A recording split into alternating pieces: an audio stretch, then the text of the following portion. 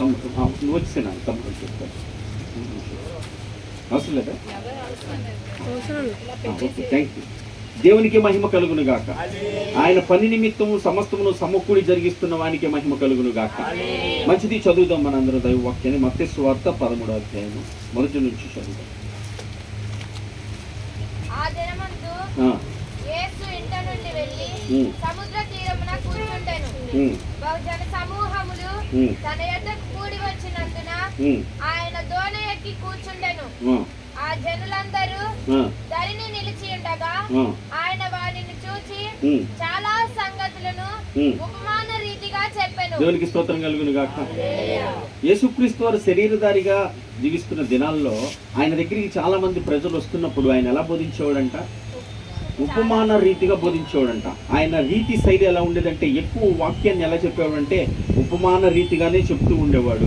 ఆ చెట్లను గురించి ఒక ఉదాహరణ తీసుకొని, దీని గురించి ద్రాక్షవల్లని ఆ పండ్లను గురించి వాటిని తీసుకొని ఉపమానాలు చెప్తూ ఉండేవాడు. ఆ ఉపమానాలు దేని గురించి చెప్పేవాడు అంటే, యేసుక్రీస్తు వారిని బాగా పరీక్షిస్తే ఆయన చెప్పిన దానికల్లా ముందు ఒక మాట మాట్లాడదాడు, ఆ పరలోక రాజ్యము నిమిత్తము అని కొట్టేసి ఎక్కువ సందర్భంలో మాట్లాడిన సందర్భం కనబడతాం. దేవుని స్తోత్రం కలుగును గాక.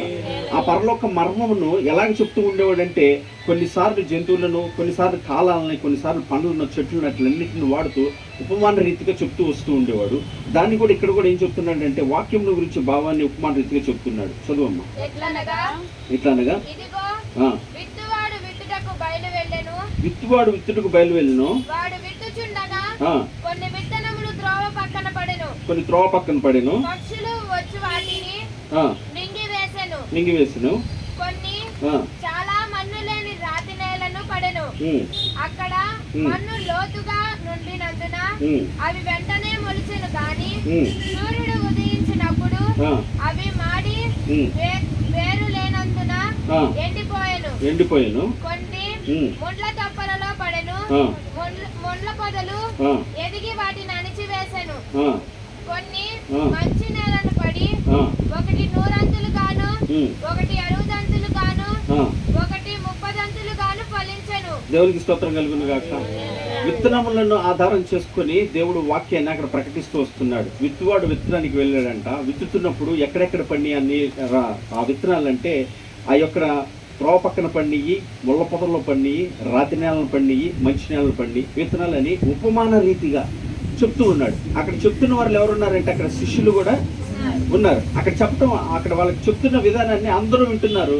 అందరూ గ్రహించే జ్ఞానం కావాలంటే అది దేవుని వద్ద నుంచి ఆ గ్రహించే జ్ఞానము రావాలి. దేవునికి స్తోత్రం కలుగును గాక.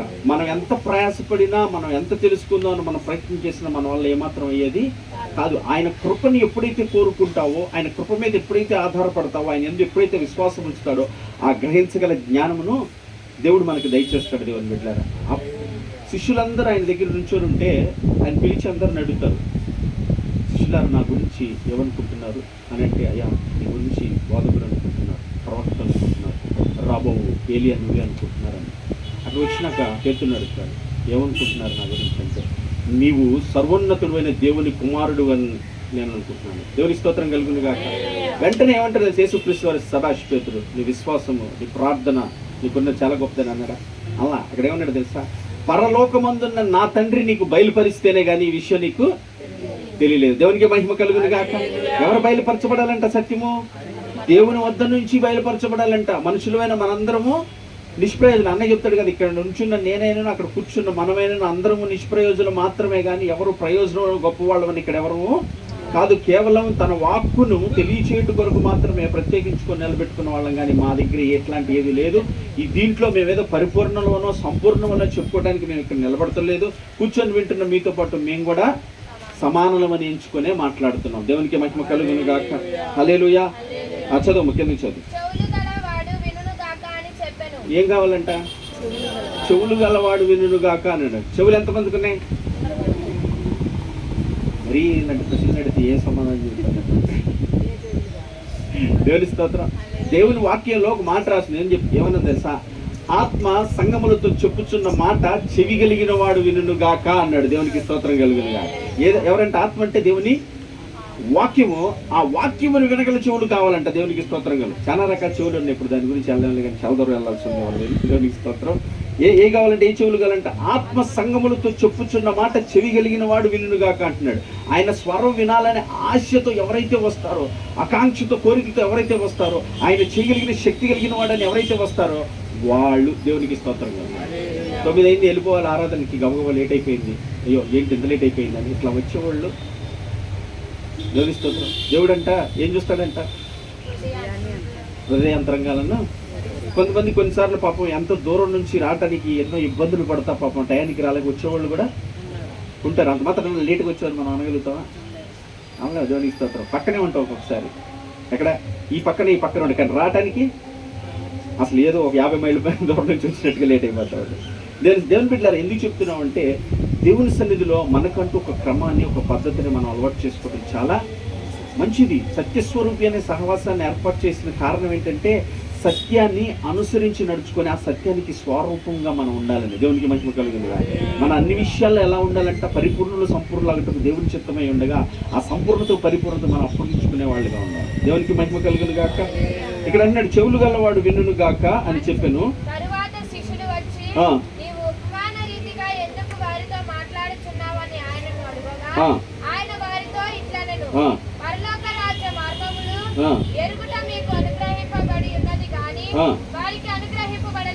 ఎవరికి అనుగ్రహింపబడిందంట? శిష్యులకు అనుగ్రహించబడింది, కానీ వాళ్ళకి అనుగ్రహించబడలేదని. ఎందుకు వాళ్ళకి అనుగ్రహించబడలేదు? తన చిత్తం ఏదైతే ఉందో, తన ఆలోచన ఏదైతే ఉందో వాళ్ళ ద్వారా జరిగించడానికి ఇష్టపడి ఈ వాక్యమును నీవు జాగ్రత్తగా విని గైకొని దాన్ని అనుసరించి ఆ ప్రవర్తన ద్వారా వాళ్ళకి తెలియచేయాలని శిష్యులను ఏర్పాటు చేసుకొని పిలుచుకున్నాడు దేవుడు. దేవునికి స్తోత్రం కలుగునుగా. ఆ క్రియలో ఏం చెప్తున్నాడంటే ముందు మీరు విని ప్రవర్తన రూపంగా దాన్ని కనపరిచి మీరు మాట్లాడేవారిగా ఉండాలని చెప్పి వాళ్ళకి ప్రత్యేకంగా చెప్తున్నారు. అంతేనే వీళ్ళు గొప్పోళ్ళు, వీళ్ళు ఏర్పాటు చేయబడిన వాళ్ళు, వాళ్ళు నరకానికి వెళ్ళేవాళ్ళు, మేము మాత్రమే స్వర్గానికి వెళ్ళేవాళ్ళు అని మాట్లాడతలేదు ఆయన. దేవునికి స్తోత్రం కలుగును గాక. ఎందుకు వీళ్ళకి మాత్రమే చెప్తున్నాడంటే అది మీరు జాగ్రత్తగా విని ప్రవర్తన రూపంగా కనపరిచి మీరు మాట్లాడతారని మిమ్మల్ని పిలుస్తున్నానని చెప్తున్నాడు. చదువమ్మా.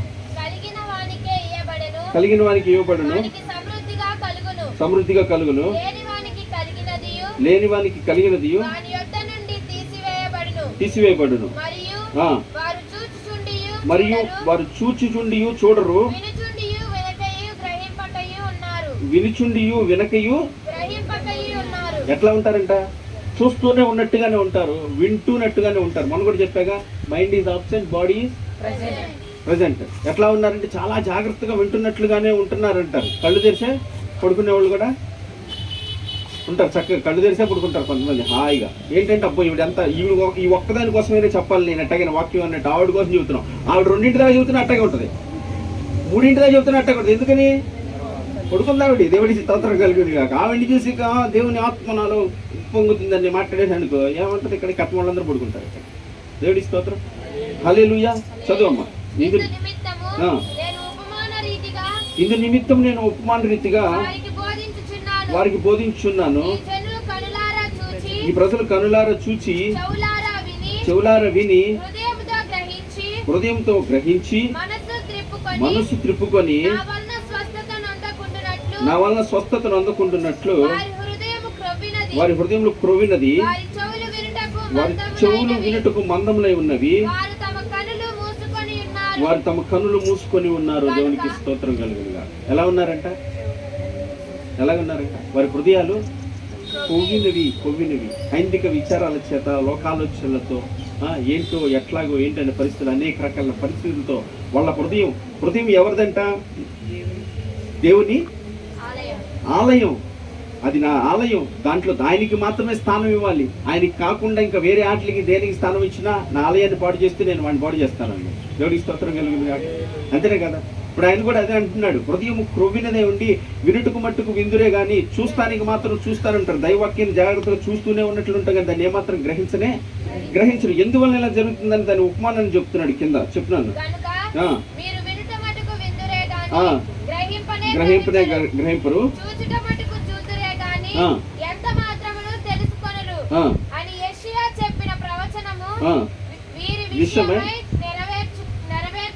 అక్కడ ఆ రోజు యేసుక్రీస్తు వారు శరీరాధారిగా ఉన్న దినాల్లో అక్కడ ఉన్నటువంటి యూదులను, అక్కడ ఉన్నటువంటి వారందరినీ ఉద్దేశించి చెప్తున్నాడు. యేసుక్రీస్తు వారు శరీరధారిగా వాళ్ళ కళ్ళ ముందు కనపడ్డాడా? కనపడ్డాడు. ఆయన మాటలు వాళ్ళు విన్నారు. చూచియు వినియుండి కూడా ఏమాత్రం గ్రహించారా? ఇక లోకరక్షకుడు మన కొరకు దిగి వచ్చాడు, ఈయనే ఆ నజరేయుడైన యేసు మన కొరకు వచ్చినవాడు తెలుసుకున్నారా? ఆయనే తన ముందు కళ్ళ ముందు ప్రాణం పెట్టాడు, వాళ్ళని చూశారు కూడా, వాళ్ళే తిరిగి కొరడాలతో కొట్టింది, అయినా వాళ్ళు గ్రహించగలిగారా? గ్రహించలేరు. దేవుని స్తోత్రం. ఈరోజు మనం కూడా ఎట్లా ఉంటారు, సత్యం నీకు ఎంత ప్రకటిస్తున్నా కూడా దాన్ని ఏమాత్రం గ్రహించలేని విధంగా దేని కొరకు ఆయన వచ్చాడు, దేని నిమిత్తం ప్రాణం పెట్టాడు, దేని నిమిత్తం మనకి ఆయన నిత్య జీవాన్ని ఇస్తానంటున్నాడు అనే విషయాలు మనం ఏమాత్రం గ్రహించలేని వారికి మనం కూడా ఉంటాం. ఎందు నిమిత్తం అంటే ఇక్కడ చదువుతున్నాడు, చదువమ్మా. మీ కన్నులు చూచున్నవి కనుక అవి ధన్యములు,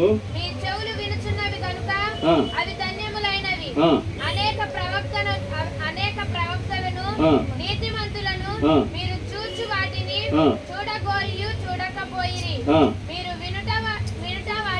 వినువాటిని వినగోరియు వినకపోయిరని మీతో నిశ్చయంగా అనేకుల ఆయన్ని చూడాలని ఆశపడ్డారు. సిమియోన్ అని ఒక ఆయన ఉండేవాడు, ఆయన రక్షణ చూడాలని ఎంతో ఆశతో ఉంటే, నేను నీ రక్షణ కళ్ళారా చూసి నేను పిల్లని మందిరాన్ని తీసుకొచ్చినప్పుడు సిమియోన్ ఎత్తుకుని ఆ పిల్లని చేసిన, నాదా నేడు నీ రక్షణ నేను కళ్ళారా చూస్తున్నానని, నా జన్మధన్యం ఎందుకు నేను బయలుదేరుతానంటాడు. దేవుడికి స్తోత్రం. ఏం చూస్తున్నాడు? శరీరాన్ని చూస్తారా? రక్షకుడు భూమి మీద దిగి వచ్చినటువంటి ఆ కార్యాన్ని ఆయన చూస్తున్నాడు. దేవునికి స్తోత్రం కలుగును గాక. అనేక మంది ప్రవక్తలు ఆయన చూడాలని ఆశపడ్డారు, ఆయన జీవాన్ని చూడాలని ఆశపడ్డారు, కానీ అందరికీ దక్కలేదు. కానీ వాళ్ళకి దక్కింది, కానీ ఆయన వాళ్ళు తెలుసుకోగలిగారా? తెలుసుకోలేరు. ఈ రోజు కూడా మనకున్న భాగ్యం ఎంత గొప్పదంటే, ఇజ్రాయేలు నీ భాగ్యము ఎంత గొప్పదంటే, జీవము కలిగిన దేవుని మాటలు వినే భాగ్యం నీ దొరికింది. దేవుడికి స్తోత్రం కలుగును గాక. ఈ భాగ్యం లోకంలో ఎందరికో, సత్యం ఎందరికో తెలియక అసత్యంలో కొట్టుమిట్లాడుతున్న వాడు, లోకంలో పడి భయభీతుల్లో కొట్టుమిట్లాడిపోతున్నారు. ఎందరో దేవుని బిడ్డలారా, కానీ నీకు నాకు ఎంత భాగ్యం దొరికింది? దేవుని స్తోత్రం. అది గొప్ప భాగ్యమే కదా, అది గొప్ప భాగ్యం. కానీ మనం ఏం చేస్తున్నాం? అది ఏదో వెళ్ళాలి కదా, వచ్చాం, వినాలి కదా, విన్నాం, అయిపోయిందా, దేవుడికి స్తోత్రం అనే రకంగానే మనము ఉంటున్నాం. అందుకని చాలా మంది వినగొరి వినలేకపోయారు, చూడాలని కూడా చూడలేకపోయారు. కానీ మీరు ధన్యులు, మీకు ఆ గొప్ప భాగ్యం కలిగిందని. దేవుడు మీకు అనిపించిందా? ఎంత గొప్ప భాగ్యం నాది, ఇంత గొప్ప రక్షణ పొందుకున్నట్టు దేవుడు నాకు ఇచ్చిన కృప ఎంత గొప్పదని ఇప్పుడు ఎంత ఆలోచించుకుంటున్నావా? సత్యమే అసలు అట్లాంటి ఆలోచనే రానివాడు ఎప్పుడాడు. వాడు ఉంటాడు, ఎవరాడు? నవ్వులాడు. దేవుడికి స్తోత్రం కలిగినరా. చదువున్నాను. ఇప్పుడు విత్తువాడు, దాని పైన చెప్పబడినటువంటి విత్తిన వాని గురించి ఆ వాక్య భావాన్ని చెప్తున్నాడు. జాగ్రత్తగా విందాం, చూడండి. విత్తిన వచ్చిన ఉపమానమానము వినుడి. ఎవడైనను పరలోక రాజ్యమును గుర్చిన వాక్యమును విని గ్రహింపక ఉండగా దుష్టుడు వచ్చి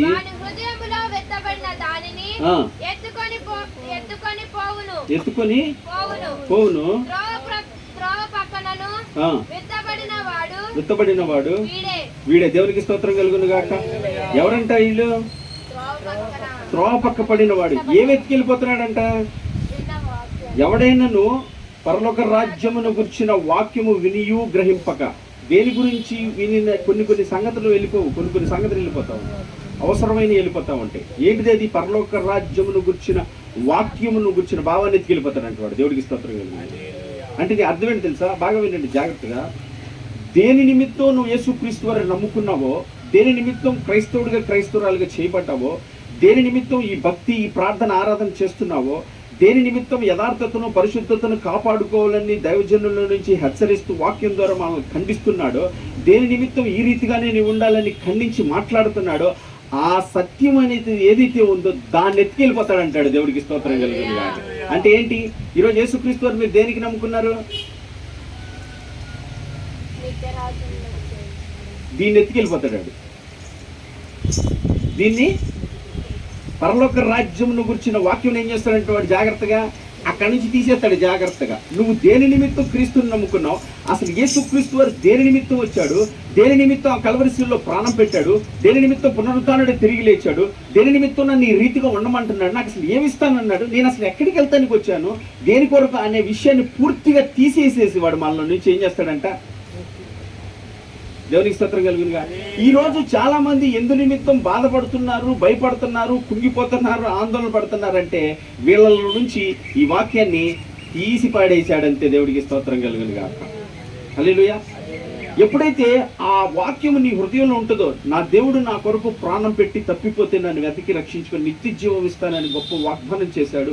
ఆ వాగ్దానానికి నేను వారసుడు కావాలని నాకు ఈ వాక్యాన్ని ఇచ్చాడు. దాని నిమిత్తం నేను గైకొని నడుచుకోవాలి.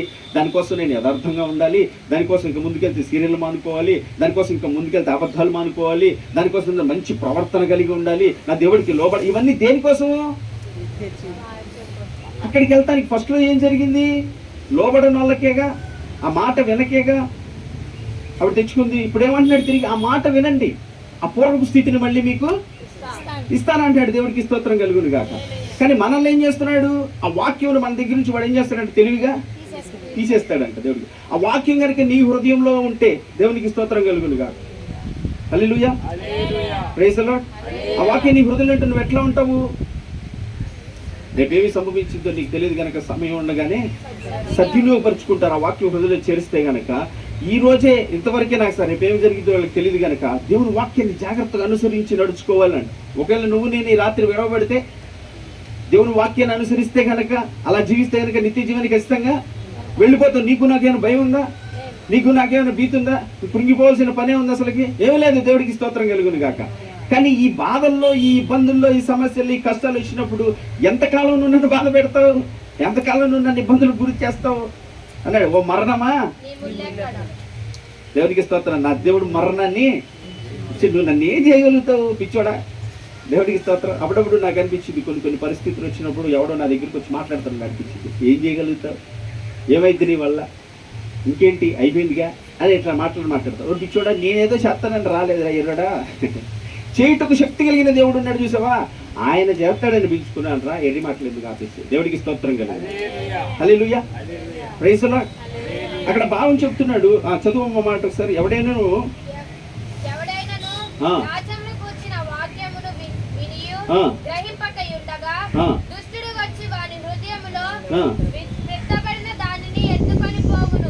ఎప్పుడంట గ్రహించకపోతే, ఆ వాక్యమును నువ్వు గ్రహించకపోతే, దేవుని వాక్యం ఏరైపడింది. ఒకసారి చదువుతారండి. దేవునికి స్తోత్రం కలుగును గాక. Praise the Lord. మత్తయి సువార్త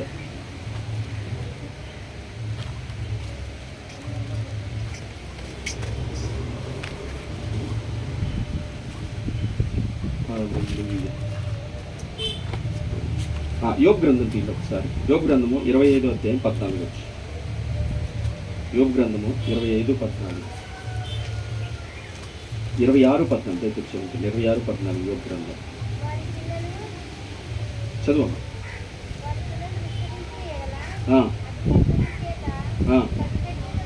26:14 చదువమ్మా.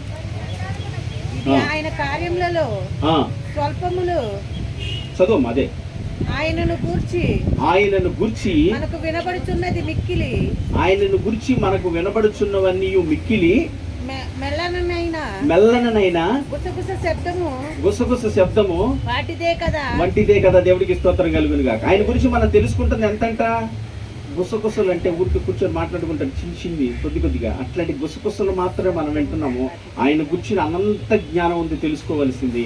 ఆయన ఎందు నిమిత్తం చేశాడో, ఎందు నిమిత్తం జరిగిస్తున్నాడో, ఎందు నిమిత్తం జరుగుతుందో, ఏం జరుగుతుందో తెలుసుకుని అనంత జ్ఞాని అయినటువంటి దేవుడు. మనం తెలుసుకుంటుంది ఎంత విన్నా, ఎన్ని వెంటనా కొంత మట్టుకు మాత్రమే, కొంచెం మట్టుకు మాత్రమే మనము తెలుసుకుంటున్నాం. ఆయన గురించి తెలుసుకోవాల్సింది ఇంకా చాలా ఉంది దేవుని బిడ్డలారా. ఆయన గురించి తెలుసుకున్నప్పుడు మాత్రమే, ఆయన శక్తి పరాక్రమను ఎరిగినప్పుడు మాత్రమే నీ హృదయంలో ధైర్యము, నిబ్రత, నిరీక్షణ కలిగిన ముందుకు ఈ ఆత్మీయాత్రలో కొనసాగించగలిగిన వాడిగా ఉంటావు. అలాగే అక్కడ అంటాడు యోబు గ్రంథం, అదే యోబు గ్రంథము 82వ అధ్యాయము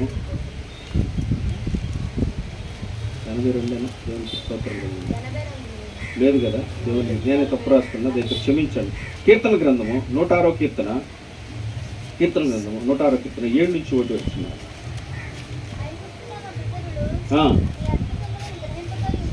ఎవరంట? ఐగుప్తులు అన్నీ చెప్తున్నాడు కదా. వాక్యం అక్కడి నుంచి వస్తున్నాం మనం. ఎన్నిసార్లు ఎన్ని అద్భుత కార్యాలు చేసిన వాళ్ళు ఏమాత్రం గ్రహిస్తున్నారా? దేన్ని గ్రహించాలి? వాక్యం అంటే ఏంటి?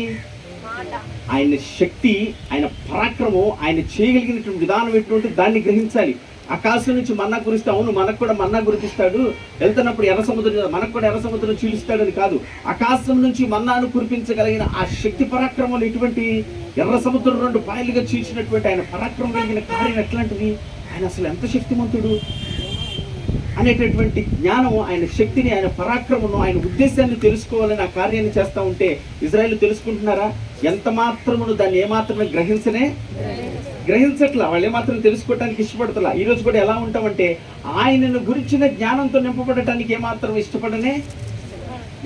దేవునికి స్తోత్రం కాదు. మొట్టమొదటి కావాలని నేను ఎప్పుడు చెప్పే మాట ఏంటంటే, మన పరిస్థితులు మారటం ముఖ్యం కాదు, మన స్థితిగతులు పరిస్థితులు మారటం ముఖ్యం కాదు. దేవునికి ఏంటి తెలుసా, మనం మారటం ముఖ్యం. ఆయనకి, దేవుడికి స్తోత్రం కలుగునుగా.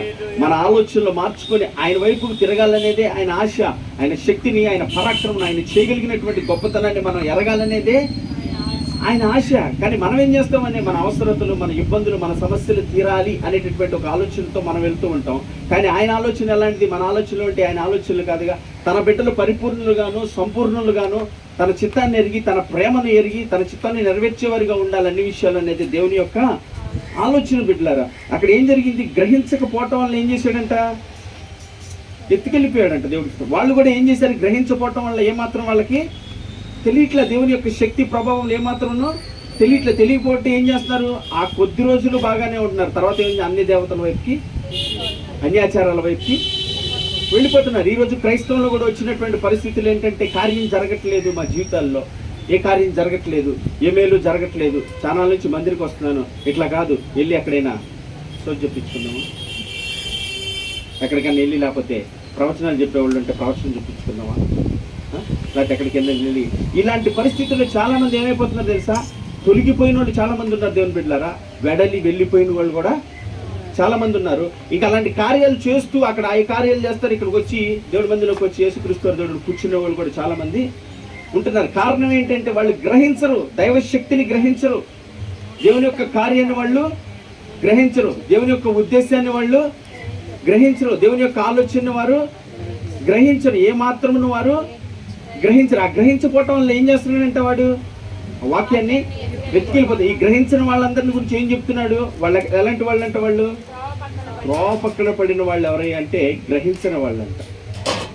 త్రోవ పక్కన వాళ్ళు ఎవరు?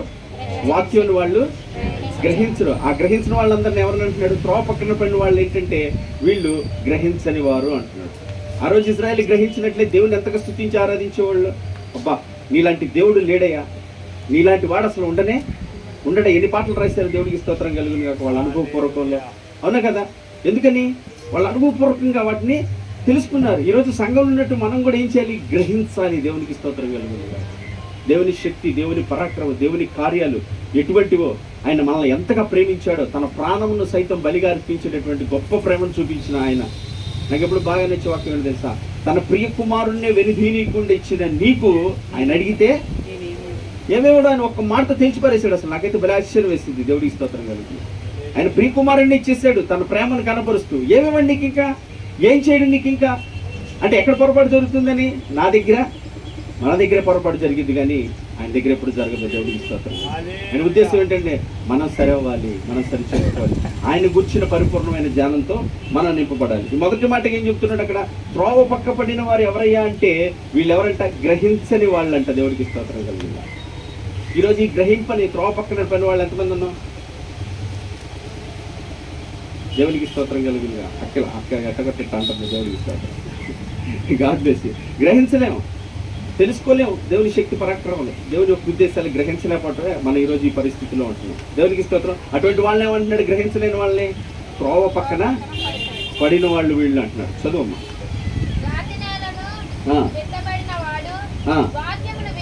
వాక్యమును విని వెంటనే సంతోషంతో అంగీకరించువాడు అయితే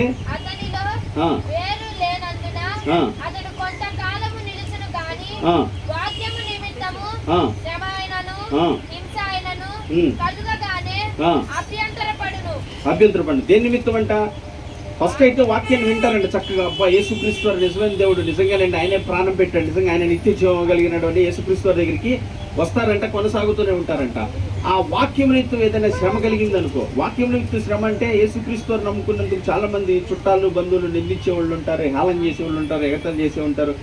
వాళ్ళ దేవుడు నమ్ముకోవాల్సి వచ్చిందా, నీకేం గతి లేదని, ఇట్లాంటి ఈ నిందల అవమానాలు పడేక వదిలేసి వెళ్ళిపోయిన వాళ్ళు కూడా తిరిగి ఉన్నారు లేదా? ఉన్నారు. క్రీస్తు నిమిత్తమైన నింద గొప్ప భాగ్యం అని ఎంచుకున్నాడు. ఎవరు? కాదు, దేవుడికి స్తోత్రం కలిగిందా. దేని నిమిత్తం వచ్చేసానంటున్నాడు? దేని నిమిత్తం వచ్చానంటున్నాడు? మోషే అంటారు, ఐగుప్తి ధనమ కంటే క్రీస్తు విషయం నింద గొప్ప భాగ్యం అని ఎంచుకున్నాడంట. దేవునికి స్తోత్రం కలిగిందా. ఏమని ఎంచుకున్నాడంట? క్రీస్తు నిమిత్తమైన నింద గొప్ప భాగ్యం అని ఎంచుకుని వచ్చాడంట. దేవుని బిడ్డలారా, దేవునికి స్తోత్రం. నువ్వేమని నేను ఎంచుకుంటున్నావు? దేవుని దగ్గరికి వచ్చినాక ఆయన నిమిత్తం హింసలైన, బాధలైన, కష్టంలైన పడటానికి నువ్వు సిద్ధంగా ఉన్నావు. ఖచ్చితంగా వస్తే క్రైస్తవులో మాత్రం ఆశీర్వాదాలు, దీవెనలు, మేళ్ళు కాదు, మొట్టమొదటి కలిగేది ఏంటి తెలుసా? శ్రమ, హింస, బాధ, కష్టం ఇవే ఉంటాయి. నేను అప్పుడప్పుడు చెప్పేవాడిని ఇంతకుముందు, క్రీస్తుని నమ్ముకున్నటువంటి నీకు అసలు ఏమీ దొరకదు. ఉంటావా? ఇంకెందుకు ఏమీ దొరకదు. కానీ ఒకటి మాత్రం నిశ్చయంగా దయచేస్తాడు నా దేవుడు. ఏంటిది? నిత్య రాజ్యంలో యుగాయుగంలో ఆయన ఉండే భాగ్యం మాత్రం నీకు ఖచ్చితంగా నా దేవుడు అనుగ్రహిస్తాడు. వాగ్దానం చేసిన నమ్మదగిన దేవుడు. అది మాత్రం ఖచ్చితంగా జరుగుతుంది. ఆత్మ విషయాలు అయితే మాత్రం నాకేం తెలియదు. దేవుడికి ఇక అదంతా ఆయన చిత్తానుసారంగా, ఆయన ఇష్టానుసారంగా, ఆయన ఆలోచనానుసారంగా ఆయన ఘనకార్యాలు చేసుకునే దేవుడు. అయితే మనకు ఉండవలసింది ఏంటి? మొట్టమొదట ఆయన ఏదైతే వాగ్దానం చేశాడో దాని మీద మాత్రమే మన మనస్సు నుండి ముందుకు నడిచే వాళ్ళు ఉండాలి. ఇజ్రాయెల్ని పిలిచాడు, ఎక్కడికి వెళ్దామని పిలిచాడు? పాలు తేనెలు ప్రవహించే దేశాన్ని తీసుకెళ్తానని నడిపించాడు. ఆ పాలు తేనెలు ప్రవహించే దేశాన్ని తీసుకెళ్తా ఈ సంవత్సరాల తరబడి నడిపిస్తూ వీళ్ళకి ఏం నేర్పిస్తున్నాడు? ఆయన శక్తిని, ఆయన పరాక్రమను, ఆయన గొప్పతనాన్ని, ఆయన మంచితనాన్ని అన్నిటినీ తెలియచేస్తూ ఆయన వారికి లోబడి, ఆ పిల్లలు లోబడినట్లుగా, ఆ అమ్మమ్మ గారు ఎలాగ లోబడి అవిధేయులైంది అలా కాకుండా పిల్లలను లోబడి విధేయులై నడుచుకోవాలని నేర్పించడానికి ప్రయత్నం చేస్తున్నారు. కానీ వీళ్ళు ఏం చేస్తున్నారు? లోబడని వల్లక పలుమార్లు ఏం చేస్తున్నారంట? అవిధేయులుగా మారుతూనే వస్తున్నారు. జన్మలో ఈ రాత్రి నెలలు పడిన వాళ్ళు ఎవరి గురించి చెప్తున్నాడు?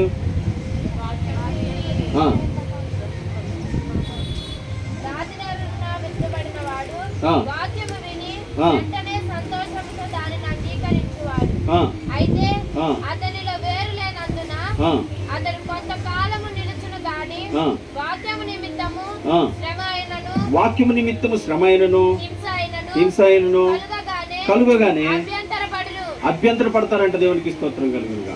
యేసుక్రీస్తు నమ్ముకున్న కొంచెం కష్టం కలిగినా, కొంచెం బాధ కలిగినా, ఇబ్బంది కలిగినా, అబ్బో ఇలా అయితే ఎలా కుదిరింది, ఇట్లా అయితే ఎట్లా చేస్తామని చెప్పి అభ్యంతరపడి విడిచిపెట్టుకోవటానికో, అభ్యంతరపడి మాట్లాడటానికో, అభ్యంతరపడి వెనుదిరిగేటటువంటి పరిస్థితులే వస్తాయంట. అప్పుడు పోలండి, క్రీస్తు నిమిత్తం నీ లోకమును సమస్తమును దేని నిమిత్తం అంట?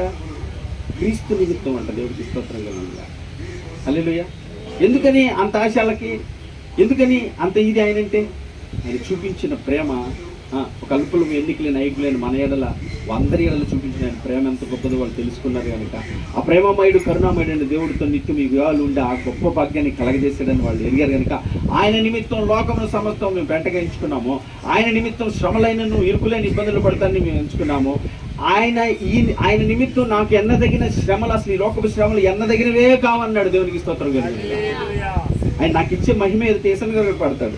నీవు నాకిచ్చే మహిమ ఎదుట ఇది. ఎందుకన్నాడు? అది ఎంత గొప్పదో వాళ్ళు గ్రహిస్తున్నారు అంతే. దేవునికి అది ఎంత గొప్ప భాగ్యాన్ని దేవుడు అనుగ్రహిస్తున్నాడు, ఎంత గొప్ప ధన్యతను వాళ్ళ కలగజేస్తున్నాడు. వాడు ఎరిగాడు కనుక వాళ్ళు అంటున్నారు ఇవి ఎన్నదగినవి కాదు. ఇలాగ వాక్యాన్ని విని ఆయన నిమిత్తం ఆ పడన వాళ్ళని ఏం చెప్తున్నాడు? ఎక్కడ ఉన్నారంటే వీళ్ళు రాత్రి నెలలు పడిన వాళ్ళు ఎవరంటే ఆయన వాక్యం నిమిత్తం హింసైనను, బాధైనను, కష్టమైన, తక్కువైన వాళ్ళ గురించి ఏమంటున్నాడంటే రాత్రి నెలలు పడిన వాళ్ళు. దేవుడికి స్తోత్రం కలుగును. హల్లెలూయా. అటువంటి వాళ్ళు ఉంటారు కొంతమంది. దేవుడికి స్తోత్రం కలుగును గాక. తర్వాత చదువు. ముండ తుప్పల్లో విత్తబడిన వాడు వాక్యం విడువాడే గాని ఐందిక విచారములను, ధనమోహమును ఆ వాక్యం అణిచివేయను గనుక నిష్ఫలుడు అవును. పైన 3 మళ్ళీ చదువు అన్నమాట. ముండ్ల పొదలలో విత్తబడిన వాడు వాక్యమును వినువాడే గాని వాడే గాని లైంగిక ఇతను ఎవరంట? వాక్యాన్ని ఇతను కూడా వింటాడు గాని గాని ఐకిక విచారమును ధనమోసమును ఆ వాక్యమును గనుక నిష్ప్రయోజుడవుతాడంట. ఎందు నిమిత్తం అంటే ఐందిక విచారాలంట. ఏంటిది? ఏమి తిందుమా, ఏమి త్రాగుదుమా, ఏమి ధరించుకుందామా, అయ్యో ఎట్లా బతుకుతామో, అయ్యో పిల్లలేంటో, అయ్యో ఈ కుటుంబం ఏంటో, ఈ రోగం ఏంటో, ఈ సమస్యలేంటో, ఈ ఇబ్బందులేంటో, ఈ కష్టాలేంటో, నాకే దాపలు వచ్చినాయి ఏంటో, ఊళ్ళో అన్ని నా మీదకి వచ్చినాయి ఏంటో. ఏంటంటే ఇది ఐందిక విచారాలంట. దేవునికి స్తోత్రం. దేవుని వాక్యం తెలుసా? దేని కొరకు చింతపడకుడి అన్నాడు. నువ్వు చింతించటం వల్ల నీ మూరెడు ఎక్కువ కాదు, నీ మూరెడు తక్కువ కాదు. మరి ఏం చేయమంటావయ్యా? నీ చింతాభారం యావత్తు నా మీదే. దేవునికి స్తోత్రం. ఎందుకంటే ఎందుకు ఆయన మీద వేయాలి? ఆయన శక్తి కలిగిన దేవుడు గనక. దేవునికి స్తోత్రం. కార్యం చేయడానికి శక్తి కలిగిన దేవుడు గనక. ఇదిగోనయ్యా నేను ఆలోచన చేసేది ఏంటి? అసలు నాకు అర్థం కాదు. నువ్వు ప్రేమించి నాకు ఇచ్చింది ఇది. నువ్వు ప్రేమించి నాకు ఇచ్చింది, ప్రేమించి నువ్వు నాకు దయచేసి దీన్ని ఏం చేయాలో నీకే తెలుసు కనుక ప్రభా నీ పాదాలు చెంత పెడుతున్నాను. నీ చిత్తం ఏమైందో దాంట్లో జరిగించండి. విశ్వాసంతో ఆయన పాదాలు చెంత పెడితే కనుక ఆయన నిశ్చయంగా కార్యం చేస్తాడా లేదా? చాలా మంది అన్నాడు, అమ్మ నీ విశ్వాసం చాలా గొప్పదన్నాడు. ఎందుకని? వాళ్ళు నమ్ముతున్నారు అంతగా దేవుడు. ఎందుకని? వాళ్ళ చింతాభారం యావత్తుని ఎక్కడేశారు? దేవుని మీదే పెట్టేశారు అంతే. దేవునికి స్తోత్రం కలుగును గాక. భక్తులు చాలా మంది చొలకని శ్రమ నాకు అంతకంతగా మహిమ భారం కలగజేస్తుంది. ఏం చేస్తామన్నారు? మరణాన్ని సైతం ఏం చేస్తామన్నారు? ఇబ్బందులు ఏం చేస్తాయి? సమస్యలు ఏం చేస్తాయి? రోగాలు ఏం చేస్తాయి? పరిస్థితులు ఏం చేస్తాయి? నిన్ను ఏవి చేయలేవు. దేవుడికి స్తోత్రం కలుగును గాక. నీ దేవుడు నీతో ఉంటే గనక, నువ్వు వాక్యాన్ని అనుసరించేవాడు, వాక్యాన్ని అనుసరించే దానివైతే గనక, ఆయన చేసిన వాగ్దానం మీద నీకు గనక విశ్వాసం ఉంటే గనక నువ్వు దేనికి భయపడవు. దేవునికి స్తోత్రం కలుగును గాక. హల్లెలూయా. ఒకవేళ ఆయన చెప్పినటువంటి మాట మీద ఆయన ఇస్తానని వాగ్దానం చేసిన దాని మీద మనసు లేకుండా ఈ లోక సంబంధమైన వాటి మీద కొరకు నువ్వు మనసు పెట్టుకున్న దానివి అయితే గనక, వాటి కొరకు నువ్వు ఎదురు చూసే దాని వెనక నువ్వు క్రైస్తవంలో నిలబడటం చాలా కష్టం. దేవుడి స్తోత్రం. హల్లెలూయా. వాటినన్నిటినీ చేయుటకు శక్తి కలిగిన దేవుడు. సమస్య లేదు. దేవుడికి స్తోత్రం కలుగునుగా. ఈరోజు నేనంటాను ఒక విషయం బాగా గుర్తుపెట్టుకోండి. ఈ కుటుంబాలను, ఈ బిడ్డలను సమస్తం ఇచ్చినవాడు ఆయనే. వీటినన్నింటినీ దేని నిమిత్తం ఇచ్చాడు? ఒక ఉద్దేశం కలిగి, ఒక ఆలోచన కలిగి ఆయనే మనకి అనుగ్రహించాడు. వాటిని చేయటకు కూడా ఆయనే శక్తి కలిగినవాడు. ఈ రాత్రి కనుక నీ ప్రాణం కానీ నా ప్రాణం కానీ అడిగితే కర్మ పరిస్థితులు ఎవరు చేయాలి? వెళ్ళి అడిగొద్దాం ఒకసారి వెళ్ళి, ప్లీజ్ ప్రభా అక్కడ పనులు అవ్వలేదు కనుక కొంచెం చేసుకుని వచ్చేస్తాను, మళ్ళీ ఆ తర్వాత తీసుకుందని చెప్తావా? చెప్పడానికి అవకాశం ఉందా? లేదు. ఆయన వెంబడిస్తూ ఒక ఆయన వచ్చి అడుగుతాడు, నువ్వు నన్ను వెంబడించంటే కాదు, వెళ్ళి మా తల్లిదండ్రులు పాత పెట్టుకొని వస్తాను, అలా చెప్పుకొని చనిపోయారు ఎట్లాగంటే మృతులు పాత పెట్టి నువ్వు రావయ్యా అన్నాడు. ఇంకెందుకు అక్కడంతా అయిపోయింది, దాని సంగతి నీకే, అది నేను చూసుకుంటాను, నువ్వు చేయాల్సిన పని దేవుడిస్తాను. హల్లెలూయా. కానీ ఈరోజు మనల్ని ఎట్లా ఉంచుతున్నాడు? మనమే అన్ని ఆలోచన చేసి, మనమే అన్ని నెత్తినేసుకొని, మనమే ఆరోగ్యాలు పాటు చేసుకొని, మనమే నీరసం వచ్చి, మనమే అన్ని చేసుకొని భక్తిలో దిగజారిపోయి, మనమే భయపడి భీతి కొనుక్కునే పరిస్థితులే వాళ్ళన్నాం. వాళ్ళలాంటి పరిస్థితుల్లో ఎక్కువ మంది నమ్మో ఎట్లాగో ఏంటో అని ఐందిక విచారాలు. పిల్లలు ఎట్లాగో, ఈ చదువులు ఎట్లాగో, ఈ కుటుంబం ఎట్లాగో, ఈ భార్య ఎట్లాగో, ఈ భర్త ఎట్లాగో అనేవి ఉన్నాయా లేదా? చాలా మందికి వాటి గురించే కదా. చాలా మంది అసలు కొంతమందిని అడిగితే ఏంటక్క నాకు గెలికావు అనుకో, నాకేం పదలేదయ్యా, నాకేం వద్దయ్యా, నేనేమైపోయినా పర్లేదయ్యా. ఈ పిల్లలు, ఆ పిల్లల కోసం నీకోసం దేవుడు కానీ అందరికీ కదా, అందరికోసం కదా. కానీ వీళ్ళు ఎలా తయారైపోయారంటే ఐందిక విచారాల చేత, ఆలోచనలతో దేవుని మీద మనసు లేకుండా ఆయన ఇచ్చిన వాటి మీద మనసు పెట్టుకొని. నేను ఎప్పుడు అదే మాట చెప్తాను, ఏంటి తెలుసా? మొట్టమొదట ఆదాము అవ్వల్ని చేసిన తర్వాత సమస్తాన్ని సృష్టించాడా? చేయకముందు సృష్టించాడా?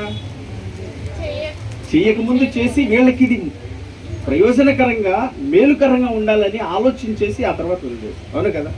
అంతేనే కదా? నీకేం కావాలని తెలీదా? నీకేం చేయాలని తెలీదా? అన్నీ తెలుసు. దేవునికి స్తోత్రం కలుగు. తెలిసిన దేవునికి ఇన్నాడు. అదే అన్ని కార్యం చేయు దేవునికి నేను మొర్ర పెట్టుకొనిచున్నాను అన్నాడు భక్తుడు. దేవుడికి స్తోత్రం కలుగు. మూడు వాళ్ళకి చెప్తున్నాడు. ఏం చెప్తున్నాడు? వీళ్ళంటే ఎక్కడ వాళ్ళంట? ఐందిక విచారాల చేతను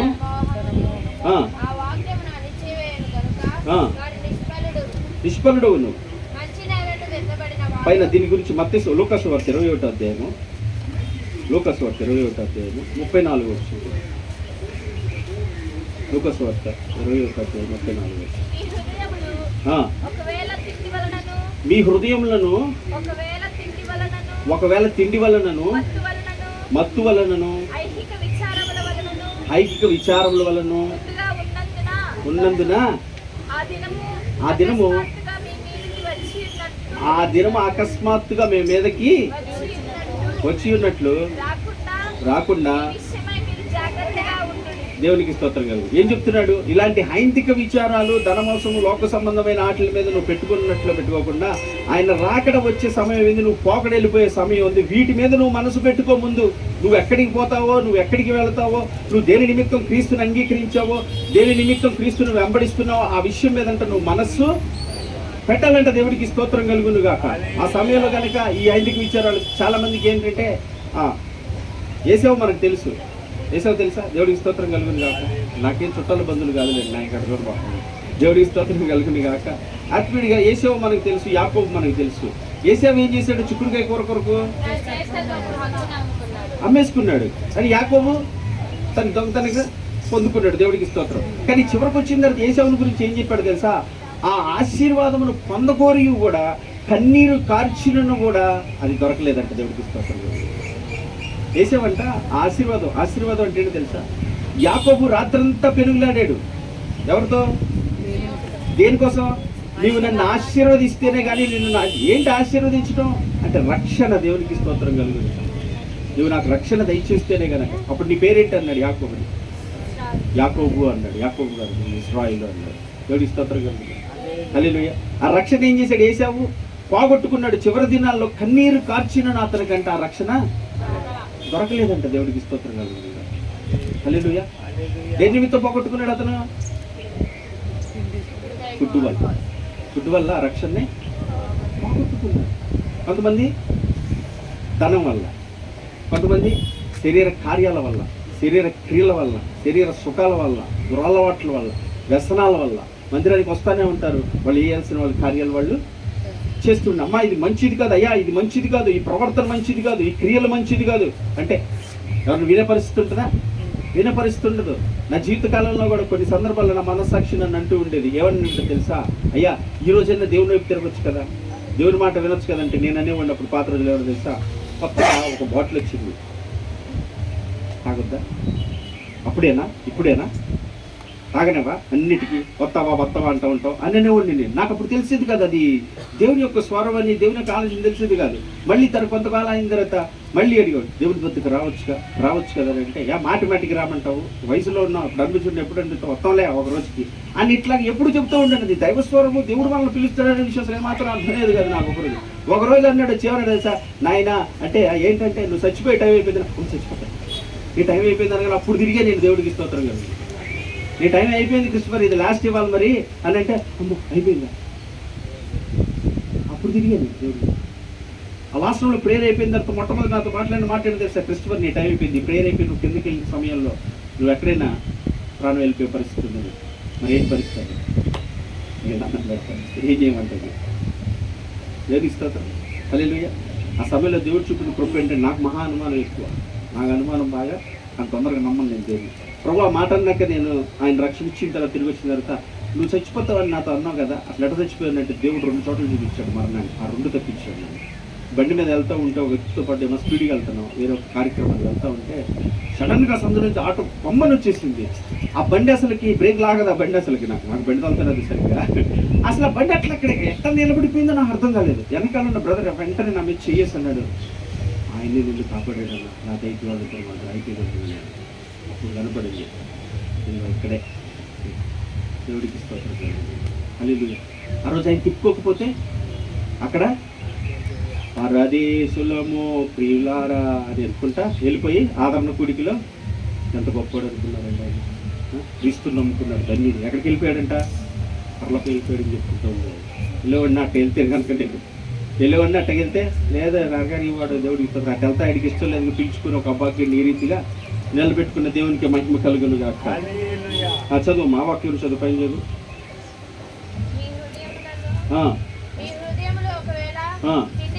తిండి వలనను మత్తు వలనను మందముగా ఉన్నవేమో అని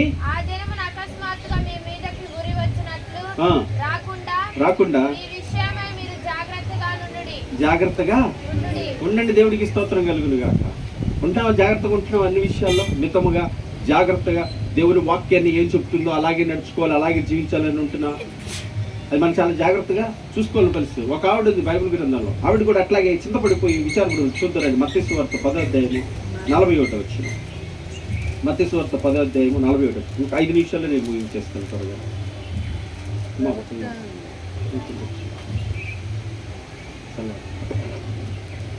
తొందరగా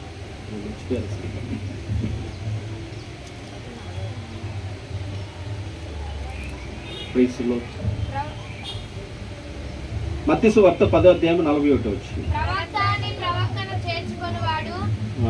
ప్రవక్త అమ్మ మత్తయి సువార్త 10:41. అక్కడ ఒక మార్తను గురించి చెప్తూ ఉంటాడు. మరియు శిష్యుడని ఒకడు. దేవునికి స్తోత్రం కలుగును గాక. హల్లెలూయా. నేను రాయటం తప్పు రాశాను, దయతో క్షమించండి.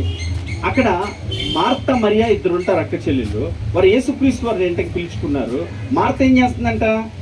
విస్తారమైన పనులు పెట్టుకొని ఆ పనుల్లోనే ఆవిడంతా అయ్యో ఈ పనులు చేసుకోవాలి, ఎట్లా చేసుకోవాలని చేస్తుంది. కానీ యేసుక్రీస్తు వారిని పిలుచుకొని మరి ఏం చేస్తుందంట? ఆయన పాదాల దగ్గర చక్కగా కూర్చొని ఆయన ఏం మాట్లాడతాడో, ఆయన ఏం చేస్తాడో ఆయన కొరకు కనిపెట్టుకున్నది. ఈ మార్త ఏం చేస్తుందంట? బయట యేసుక్రీస్తు వారు వచ్చాడు, ఏం పెట్టాలో, యేసుక్రీస్తు వారు వచ్చాడు, ఏం చేయాలో, యేసుక్రీస్తు వీళ్ళందరికీ ఏం భోజనాలు పెట్టాలి, వీళ్ళందరికీ ఏం చేయాలి, ఎన్నింటి గురించి చింతపడిపోయి కంగారు పడిపోయి తిరిగేస్తా. మీకు నేను ఇలా బాధపడుతున్నాను, మీకు ఏమాత్రం చింత లేదా అన్నాడు. అప్పుడు యేసుక్రీస్తు వారు ఏమన్నాడు? ఎందుకు విస్తారమైన పనులు పెట్టుకొని ఇట్లా ఇబ్బంది పడుతున్నాను? ఇవన్నీ అవసరమా నీకు? ఇవన్నీ కావాలా? అవేం కావాలో నేను చూసుకుంటాగా. నీకు కావాల్సిందేంటి? నేను వచ్చాను నీ దగ్గరికి, ఆ వాక్యం నీకు కావాలి. దేవుడికి నేనేం మాట్లాడతాను నీకు అది కావాలి. మరీ చూడు చక్కగా వచ్చి నువ్వు ఎట్లా కూర్చోవచ్చు, ఏం కావాలి వాటిని నేను చేస్తానుగా అంటే. కానీ ఆవిడేం చేస్తుంది? ఐదిక విచారాలు, అమ్మో ఇవన్నీ ఎట్లాగో, ఇదన్నీ ఎట్లాగో, అది ఎట్లాగో, ఇది ఎట్లాగో కంగారు పడుతుంది. యేసుక్రీస్తు వారు అన్నాడు, ఎందుకంత విచారపడుతున్నావు, ఎందుకంత ఇది అవుతుంది? ఇక్కడ కూర్చో అవసరమైనది ఒక్కటే అన్నాడు ఆయన. ఏంటిది అది? దేవుని వాక్యం. అన్నిటికీ ఆధారం ఏంటి? ఒక్కటే వాక్యమే. దేవుడికి స్తోత్రం కలుగును గాక. వాక్యం లేకపోతే ఇంకేమీ లేదు. క్రైస్తవుడికి దేవుడికి స్తోత్రం.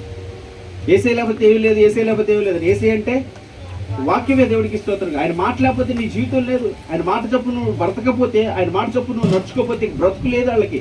జీవించి ఉన్నాయో వాళ్ళు మృతుడినే అని పాడుకోవటమే మనం దేవుడికి స్తోత్రం కలుగునుగా.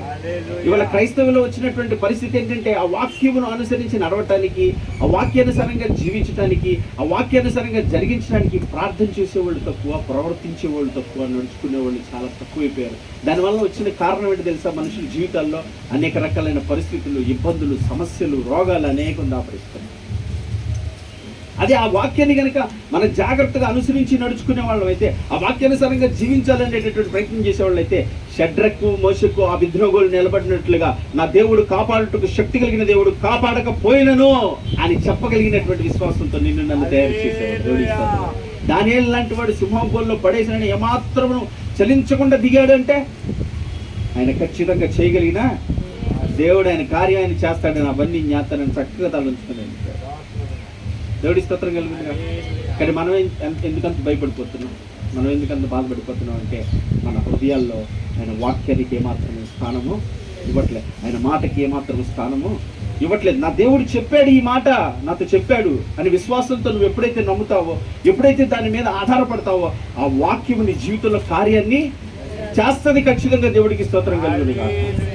అలాగే చెప్తారులేండి, అలాగే అంటారు. ఎన్నిసార్లు వెళ్ళలేదు, ఎంతమంది దగ్గర వెళ్ళలేదు, రోజు ఆదివారం వింటాను నాయనమ్మ పరిస్థితులు ఇట్లాగే ఉన్నాయంటే నువ్వు నమ్మట్లేదేమో, విశ్వాసం ఉంచట్లేదేమో, దేవుడు వాక్యానుసారంగా ఉంటాక నువ్వు ఇష్టపడతలేదేమో. దేవుడు నిన్ను సరిచేయడానికి, నిన్ను సరిదిద్దటానికి తన స్వరూపంలో తన పోలికల్లో నిన్ను చేసుకున్నాడు దేవుడు. ఆ స్వరూపంలో ఆ పోలికలోకి నిన్ను తీసుకురావడానికి ఆయన ప్రయాసపడుతున్నాడు. దేవుని బిడ్డ, ఈ సత్యస్వరూపి సాహసం దేని నిమిత్తం అంటే ఆయన పోలికలోకి, ఆయన స్వరూపంలోకి రావడానికి ఆయన ఏర్పాటు చేసుకున్న ఆలోచన. కానీ ఆ కార్యక్రమం జరుగుతున్న అపవాది ఏం చేస్తాడో తెలుసా? ఏం చేశాడు? అక్కడ వాక్యమును ఎత్తుకొని వెళ్ళిపోతున్నాడు. ఎందుకని? ఆడక్కడి నుంచి వచ్చాడు, ఆడికి తెలిసి ఎట్లా ఉంటుందో. ఆడెక్కడి నుంచి పడ్డాడు కిందకి? దేవుని సన్నిధిలో నుంచే కిందకు వచ్చాడు. ఆ గొప్ప భాగ్యాన్ని నేను కోల్పోయాను, ఆ గొప్ప భాగ్యాన్ని వీళ్ళకి ఇవ్వాలని చెప్పి తిరిగి ఆయన ప్రయత్నం చేస్తున్నాడు. ఆ భాగ్యం వీళ్ళకి తక్కనేకుండా వీళ్ళు ఏ రీతిగా అని చెప్పి విచారాలు పెట్టి, పరిస్థితులు పెట్టి, టైటిల్ పెట్టి వీళ్ళని నెట్టి వేయాలని చెప్పి తీసుకొచ్చి చేస్తాడు. దేవునికి స్తోత్రం. కానీ యేసుక్రీస్తు వారు ఏం చేస్తున్నాడు? వాళ్ళు ఎలాంటి పరిస్థితుల్లోకి వెళ్ళినా, ఎలాంటి స్థితిగతుల్లోకి వెళ్ళినా వాళ్ళకి ధైర్యం, నిబ్రతను కలిగి వాడిని ఎదిరించి దేవునికి స్తోత్రం కలుగును కాక. నీ బ్రతుకు రేపొద్దున అని ఇచ్చే నరకాకి నేను అగ్ని కొట్టరాక నీకు ఎట్టకు, నీకు ఇంక బతుకులేదు, అక్కడికి పోతాం. మాకు నిత్య రాజ్యాన్ని దేవుడు మాకు సిద్ధపడుతుంది. ఏం చేయగలుగుతావు? దేవునికి స్తోత్రం. దీని బట్టి నేను చెప్పిన నాదైన శైలిలో చెప్పాలంటే ఆ సమస్యకి చెప్పాలి, ఆ రోగానికి చెప్పాలి, ఆ ఇబ్బందికి చెప్పాలి, మారణ పరిస్థితికి చెప్పాలి. ఏం చేయగలుగుతావు నువ్వు? ఇంతకన్నా ఏం చేయగలుగుతావా? నా జీవితంలో చాలా సందర్భాలు ఏమి చేయలేని నిరాశలో మిగిలిపోయి ఒక్కడిని అయిపోయినప్పుడు, ఎటు తోచని పరిస్థితుల్లో ఉన్నప్పుడు ఒకే ధైర్యం ఏంటో తెలుసా? ఆయన చేతుకు శక్తి కలిగిన దేవుడు ఉన్నాడు. ఏం చేయగలుగుతావు? ఇంతకన్నా నన్ను ఏం చేయగలుగుతావు? ఇంతకన్నా నన్ను ఏం చేయగలుగుతావు? నా ప్రాణం తీస్తావా? ప్రాణం తీసే నాకు బాధ ఏం లేదు కదా. దేవుడికి స్తోత్రం. నిత్య జీవానికి నన్ను పిలుచుకున్నటువంటి దేవుడు, ఆయన చేతుకు శక్తి కలిగిన వాడు. అక్కడికి వెళ్ళిపోతాను. అంతకన్నా ఏం చేస్తావు? అప్పుడు ఆడేం చేస్తాడు? సిగ్గుపడి తలగే ఉంచుకొని వెనుదిరుగుతాడు లేదా? దేవుడి స్తోత్రం కలిగిన. అలా కాకుండా మనం భయపడిపోతే అడిగి దొరికిపోయావా లేదా? ఖచ్చితంగా దేవుడు ఏమంటున్నాడు? భయపడద్దు, భయపడద్దు, భయపడద్దు, ధైర్యం కలిగి నిబ్రంగా ఉండుని. దేవుడు చూచుచున్న దేవుడు. దేవునికి స్తోత్రం కలుగును గాక. కళ్ళున్నవాడు చూడకుండా ఉండునా? చెవులున్నవాడు వినకుండా ఉండునా? కాళ్ళున్నవాడు లేక సహాయం చేయడా? చేస్తాడా లేదా? చేస్తాడు ఖచ్చితంగా. ఆ విశ్వాసంతో నువ్వు నేను ఉండాలి. దేవునికి స్తోత్రం కలుగును గాక. హల్లెలూయా. కార్యం జరగటం ముఖ్యం కాదండి. కార్యం జరగకపోయినా నేను ఒక దృఢమైన విశ్వాసంతో నిలబెట్టి ఆ కార్యాన్ని సఫలం చేయాలనేది నా దేవుని యొక్క ఆలోచన, ఉద్దేశం. కానీ కృంగిపోకూడదు. ఎప్పుడు నేను చెప్తున్నాను, దేవుడు కుటుంబం బట్టి కృంగిపోకూడదు. ధైర్యంగా ఉండాలి, నిరీక్షణతో ఉండాలి. అప్పుడే నీ దేవుడు మహిమపరచబడతాడు. దేవుడికి స్తోత్రం కలుగును గాక. దేవుడు ఎప్పుడు మహిమపరచబడతాడు తెలుసా? నీ పరిస్థితులు మారినప్పుడు, నీ స్థితిగతులు మారినప్పుడు, నీకున్న పరిస్థితుల్లో, ఇబ్బందుల్లో నా దేవుడే చూసుకుంటాడు. అప్పుడప్పుడు రానక్కంటూ ఉంటుంది, ఆయనే చూసుకుంటాడు. దేవుని స్తోత్రం కలిగిందా? రేపొద్దున చెల్లి కూడా అంటారు. అదే మాట. దేవుని స్తోత్రం కలిగి. హల్లెలూయా. మనం చెప్పాల్సింది ఏంటో తెలుసు? దేవునికి మహిమకరంగా ఉండాలంటే ఆయన చూసుకుంటాడు. యెహోవా ఈరే అంతే. నువ్వు వాక్యానుసారంగా నడిచే వాళ్ళమే అయితే గనక, వాక్యానుసారంగా ఉండటానికి ఇష్టపడిన వాళ్ళమే కనుక అయితే గనక, ఆ నిత్య జీవానికి మన వారసులను చేస్తానికి ఆయన ఇచ్చిన వాగ్దానం నిజమే అంటే కనుక, నువ్వు ఆ రీతిలో, ఆ పరిస్థితిలో మనం అందరం ఉంటాం ఖచ్చితంగా. దేవుడికి స్తోత్రం కలుగును గాక. ఒకవేళ ఆ రీతిగా మనం లేకపోతే కనుక కుంగిపోయేవాడుగా ఉంటాం, భయపడిపోయేవాడు, బాధపడేవాడు. అందుకు విచారాలు వాక్యం మన హృదయం ఎంత మాత్రమో నిలిచి ఉండదు. దేవుని స్తోత్రం. చివరి మాట అంటున్నాడు, వాక్యం చదువు మాట. మంచి నేలను విత్తబడిన వాడు వాక్యమును విని గ్రహించేవాడు, అట్టి వారు సఫలులై ఒకడు 100 ఒకడు 60 ఒకడు 30 ఫలించును. ఇంకో చోట రాయబడింది ఏంటో తెలుసా? ఒకడు 30 ఒకళ్ళు 60 ఒకళ్ళు 100 ఫలించారంట. దేవుడి ఉద్దేశం ఏంటి?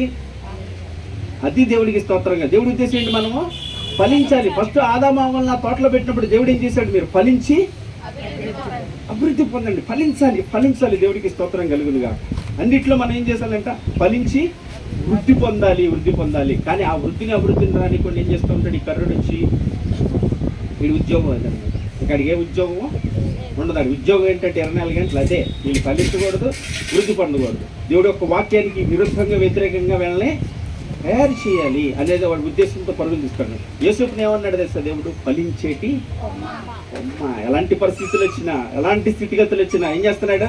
ఫలిస్తూనే ఉన్నాడు. దేవుని కృపలో, దయలో వర్ధిల్లుతున్నాడు, ఫలిస్తున్నాడు. దేవుడు కూడా ఆ రకంగా ఏం చేశాడు? గొప్ప స్థితిని అనుగ్రహించాడు. దేవునికి భయపడిపోయా అమ్మేసినప్పుడు, నిలబడిసినప్పుడు భయపడిపోయా తగ్గేదే లేదన్నాడు. అంతే. దేవుడికి స్తోత్రం లేదు. ఇతనే కదా లోకల్ అంటూ ఉంటారు, ఈ డైలాగులు బయట వాడుతూ ఉంటారు. వాళ్ళకి మరి ఎందుకు వాడతారు మనకు తెలియదు. కానీ ఒక రంగా చెప్పాలంటే అలాంటి మాటలు మాట్లాడంటే మనకి ఎరగకూడదు. దేవుడికి స్తోత్రం కలిగిన అవునే కదా. ఎందుకంటే మన దేవుడి చేతుకి శక్తి కలిగిన వాడు, తగ్గేదే లేదు. దేవునికి మహిమ కలిగిన నా దేవుడు సమస్త కార్యములు చేయగలిగిన శక్తి కలిగిన దేవుడు. ఆ రీతిగా ఉన్నాడు కనుక యోసేపు ఏం చేశాడు? ఫలించాడు. అంతే. దేవుడికి మహిమ కలుగును గాక. ఏమన్నా ద్రాక్షవల్లిని నేను, నా యందు మీరు ఫలించాలి అన్నాడు. దేవునికి స్తోత్రం గాక. ఫలిస్తే ఏమొస్తుంది? దేవుని వాక్యం చెప్తుంది తెలుసా? ఆత్మ ఫలం ఏమనగా గలతీయులకు రాసిన పత్రిక. ఫలించే వారిలో ఏముంటుందంట? 15:22.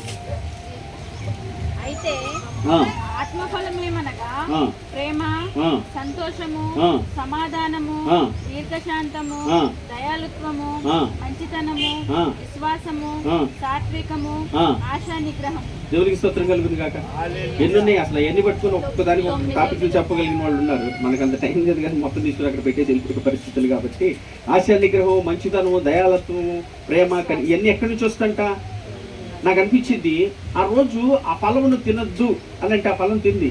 ఒకవేళ ఇవే పోగొట్టుకుందేమో, ఆ ఫలం తిని దేవుని మాటకు లోబడకుండా ఆ ఫలాన్ని అక్కడ పోగొట్టుకుందేమో, దేవుడు కృపను బట్టి తిరిగి ఆ ఫలాన్ని మళ్ళీ మనకి దయచేస్తున్నాడు. ఆ ప్రేమను పోగొట్టుకున్నారు, ఆశానిగ్రతను పోగొట్టుకున్నారు, మంచితనాన్ని పోగొట్టుకున్నారు, దయాలత్వాన్ని పోగొట్టుకున్నారు. ఆ రోజు దేవుని యొక్క లక్షణాన్ని పోగొట్టేసుకున్నారు అక్కడ. అవునా కదా?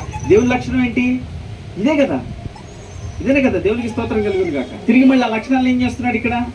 ఆత్మస్వరూపైన దేవుడు ఆ ఫలమును తిరిగి మళ్ళీ మనకి అనుగ్రహిస్తున్నాడు. ఎవరిలో ఉంటుంది అంటున్నాడు ఈ ఫలము?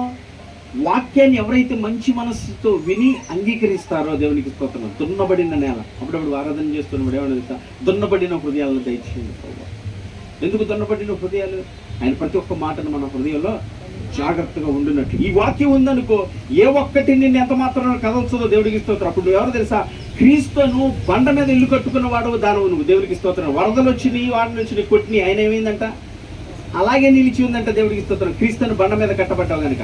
ఇసుక మీద కట్టుకున్న వాళ్ళు ఎవరంటే, ఇగో దేవుని వాక్యాన్ని హృదయంలో పెట్టుకోకుండా ఆ లోకాశల కొరకు, శరీరాశలు, లోకల కోరికల కొరకు, లోక అవసరతల కొరకు వెంబడించిన వాళ్ళు ఏమవుతున్నారంటే, ఆ ఇసుక మీద కట్టుకున్న వాళ్ళు పట్టగానే సముద్రం పక్కన చిన్న చిన్న కట్టుకుంటూ ఉంటారు. అప్పుడు చూసారు ఎప్పుడైనా? టీవీలో అట్లా చూస్తారు. కట్టుకున్నాగానే అది పిల్లలు కట్టుకొని ఎట్లాగానే అది నీళ్ళు అలా వచ్చి అనగానే చెక్కమని వెళ్ళిపోతూ ఉంటుంది. దేవుడికి అట్లా ఉంటా ఉంటారు. గాలికి చెదర కొట్టబడిన వాళ్ళుగా నిర్జీవ మేఘాల వల్లే ఉండిపోతారు అంటున్నాడు. కానీ వాక్యమైన బండ మీద నువ్వు కట్టబడితే కనుక, వాక్యంతో నువ్వు సమానంగా రూపంగా అవ్వాలని నువ్వు ఇష్టపడితే కనుక, వాక్యమే నీ సర్వం నువ్వు అనుకుంటే కనుక, నిశ్చయంగా ఏ విషయంలో నువ్వు తొట్టెలు పడవు, ఏ విషయంలో నువ్వు భయపడవు, ఏ విషయం బాధపడవు. దేవుని యొక్క ఉద్దేశం ఏంటంటే మనం ఆయన యందు స్థిరంగా నిలిచి ఉండాలి. ఎప్పుడు దేవునికి స్తోత్రం కలుగును. మన పిల్లలు మనతో ఎలాగ ఉండాలి అని ఆశపడతారో, ఆ రోజు వినకోకుండా ఆ రోజు దూరం అయిపోయినా వాళ్ళని చూసి ఆయన ఎంత బాధపడి ఉంటాడో ఆలోచించేయండి. ఆయన మనకి ఎంత గొప్ప కృపను ఇచ్చాడంటే, కుటుంబాలని వీటిలన్నిటిని ఇచ్చినప్పుడు వీటిలన్నిటి మధ్య దేవుడు ప్రేమేనండి. దేవునికి స్తోత్రం కలుగును. తల్లిదండ్రుల మధ్య నుంచి వస్తున్న ప్రేమ ఆయనదే కదండి. తండ్రిని చూపించి తండ్రి ప్రేమించేటటువంటి ప్రేమ ఆయన ప్రేమ. తల్లి ప్రేమించిన నవమాసాలు మోసి తల్లి చూపిస్తున్న ప్రేమ ఆయన ప్రేమే కదండి. భార్య చూపిస్తున్న ప్రేమ ఆయన ప్రేమే కదండి. బిడ్డల నుంచి వస్తున్న ప్రేమ ఆయన చూపించిన ప్రేమే కదండి. ఎక్కడైనా వేరే ప్రేమ అయినా ఉందా? లేదండి. ఆ ప్రేమను మనకి కనపరచడానికి ఆయన ఏం చేసి తెలుసా? ఈ బంధాలను, బంధుత్వాలన్నింటిని అనుగ్రహించి పెట్టాడు. కానీ దుష్టుడైన అపవాది ఏం చేస్తుంది తెలుసా? వాటన్నిటిని చెడగొడతా ఉంటాడు. పని అది దరిద్రపు లక్షణాలు ఏంటంటే, ఆ కర్ణుడికి ఉన్న లక్షణం ఏంటంటే చెడగొడతామే ఆడి ఉద్యోగం. వాళ్ళ కుటుంబాలు వెళ్ళి పాడైపోతున్నాయండి. అక్రమ సంబంధాలు, అవకాశాలు, కుటుంబాలను విడిచి ఎంత భయంకరంగా ఉంది. అసలు టీవీలో వార్తలు ఏంటంటే, అసలు ప్రవ్వ ఏంటి అసలు ఇంత భయంకరమైన పరిస్థితి. ఆయన చెప్పాడు ఆల్రెడీ ముందు. మనం చేయగలిగేది మన ఆయన సన్నిధిలో ప్రార్థన చేయటం వరకే కానీ మనం చేయగలిగిన కార్యం చేయగలిగిన దేవుడు ఆయనే కనుక, ఆయన సన్నిధిలో మనం ప్రార్థన చేయటం కానీ మనం ఏమి చేయలేదు. దేవుని బిడ్డ, దేవుని స్తోత్రం. కానీ నిజంగా నాకు ఒక్కొక్కసారి అనిపించింది, దేవుని బిడ్డ తెలుసా, ఈ భూమి మీద పుట్టుట ఎంతో గొప్ప ధన్యత అని అనిపించింది నాకు. దేవుని ఇక్కడ ఉన్నటువంటి వాతావరణం కానీ, కల్చర్ కానీ, ఒక పద్ధతులు కానీ, ఆ వాక్యానికి చాలా అనుసంధానంగా ఉండేటువంటి పరిస్థితుల మధ్య మనం పుట్టబడ్డాం. దేవునికి స్తోత్రం కలిగింది కాదు. ఈ భారతదేశంలో పడుతున్న ధన్యత అనుకుంటా. దేవునికి మహిమ కలిగింది కాదు. ఎందుకంటే ఆ వాక్యానుసారంగా ఉండేటువంటి కట్టుబాట్లు ఇక్కడ ఉన్నాయి, పద్ధతులు ఇక్కడ ఉన్నాయి, క్రమశిక్షణ ఉంది. కానీ ఇక్కడ పైన చాలా చోట్ల అట్లాంటి పరిస్థితులు ఉండవు తెలుసా. కానీ ఇప్పుడు ఉన్నటువంటి దౌర్భాగ్య పరిస్థితి ఏంటంటే, ఇక్కడ ముందు వెళ్తున్న కొద్దీ ఇప్పుడు అట్లాంటి పరిస్థితులు కూడా తీసుకొచ్చి ఇక్కడ పెడుతున్నారు. లోకల్ వార్తలు ఏంటంటే అట్లాంటి పరిస్థితులు తీసుకొస్తున్నారు. భార్య భర్తలు ఇద్దరు కలిసి ఉండాలి, విడాకులు ఇవ్వకూడదంటే మొన్న ఎవరో ఒక ఆవిడ వెళ్ళి భర్త వేరే పెళ్లి చేసుకోవచ్చు, భార్య ఉండగానే ఏం చెప్పారని ఆవిడ ఫోన్ పెట్టుకొని గొడవ కూడా చేస్తుంది. ఇదే రాజ్యాంగం, ఇదే చట్టాలు బాబు, ఇట్లాంటి చట్టాలు చేస్తున్నారు. మగవాడు పెళ్లి చేసుకోవచ్చు అంటారు, ఆడది పెళ్లి చేసుకోవచ్చు. ఏంది ఇదంతా వాళ్ళకి ఎక్కడి నుంచి వచ్చింది? దేవుని స్తోత్రం కలుగుతుంది. అపవాది ఏం చేస్తున్నాడు? సమస్తాన్ని పాడు చేస్తున్నాడు, సమస్తాన్ని గలిబిలి చేస్తున్నాడు. కానీ దేవుడు ఏం చేస్తున్నాడు? మనం ఎట్లాంటి పరిస్థితుల్లో మనల్ని ఆయన వాక్యం మీద మనల్ని స్థిరంగా ఉంచడానికి ప్రయత్నం చేస్తున్నాడు. ఎప్పుడైతే ఆ వాక్యాన్ని నువ్వు జాగ్రత్తగా నీ హృదయంలో చేర్చుకున్నావో, అది ఎవరు చేర్చుకుంటే మంచి నేలనన్ను పడిన విత్తనాల వల్ల. మంచి నేల హృదయంతో ఎవరైతే దేవుణ్ణి మంచి మనసుతో అంగీకరించి దేవుని సన్నిధికి వచ్చి, దేవుని ఆయన నీ చిత్తానికి అప్పగిస్తున్నాను, నీ ఆలోచనకు అప్పగిస్తున్నాను, సమస్తము నీదే, నాదేమీ లేదు, నీ ఆలోచన జరిగించు, నీ ఉద్దేశంలో జరిగించు, ఆయనకు అప్పగిస్తే గనక అప్పుడు ఏం చేస్తాడు ఆయన? యుద్ధము యెహోవాదే, మన యుద్ధము యెహోవాదే, ఆ యుద్ధము యెహోవాదే, యేసు నందు నిలచున్నవాడ, యేసు కొరకు జీవించువాడ, జీవించెడివాడా, యేసు నందు నిలచున్నవాడా, యేసు కొరకు జీవించెడివాడా, జయించుము ప్రతి క్షణము, జయించుము అనుక్షణము, జయించుము జయించుము అనుక్షణము, యుద్ధము యెహోవాదే, మన యుద్ధము యెహోవాదే, ఆ యుద్ధము యెహోవాదే. పరలోకము నీ పక్షముండగా, ప్రభు యేసే నీ పక్కనుండగా, పరలోకము నీ పక్షముండగా, ప్రభు యేసే నీ పక్కనుండగా, పోరాడి నిన్ను గెలుచునెవ్వడు, ప్రభు కన్న బలవంతుడెవ్వడు, పోరాడి నిన్ను గెలుచునెవ్వడు, ప్రభు నన్న బలవంతుడెవ్వడు, యోగము యెహోవాదే, మన యోగము యెహోవాదే, ఆ యోగము యెహోవాదే. హల్లెలూయా. ప్రవేశరామునికి మహిమ కలుగును గాక. ఎవరి పక్షాన్ని యుద్ధం చేస్తారంటున్నాడంట? యేసునందు, యేసు కొరకు దేవునికి స్తోత్రం. ఎందుకంటే పరలోకమే నీ పక్షాన్ని యుద్ధం చేస్తాడు. దేవునికి స్తోత్రం కదా. హల్లెలూయా. ఎంత గొప్ప ధన్యత, ఎంత గొప్ప వాక్యం. ఆ వాక్యం ఏం చేస్తున్నాడంట? మన హృదయంలో ఉంచనీకోకుండా అపవాది ఎత్తుకుపోతున్నాడు. దేవుడికి స్తోత్రం కలుగును గాక. ఎత్తుకుపోకుండా ఉండాలంటే ఏం చేయాలి?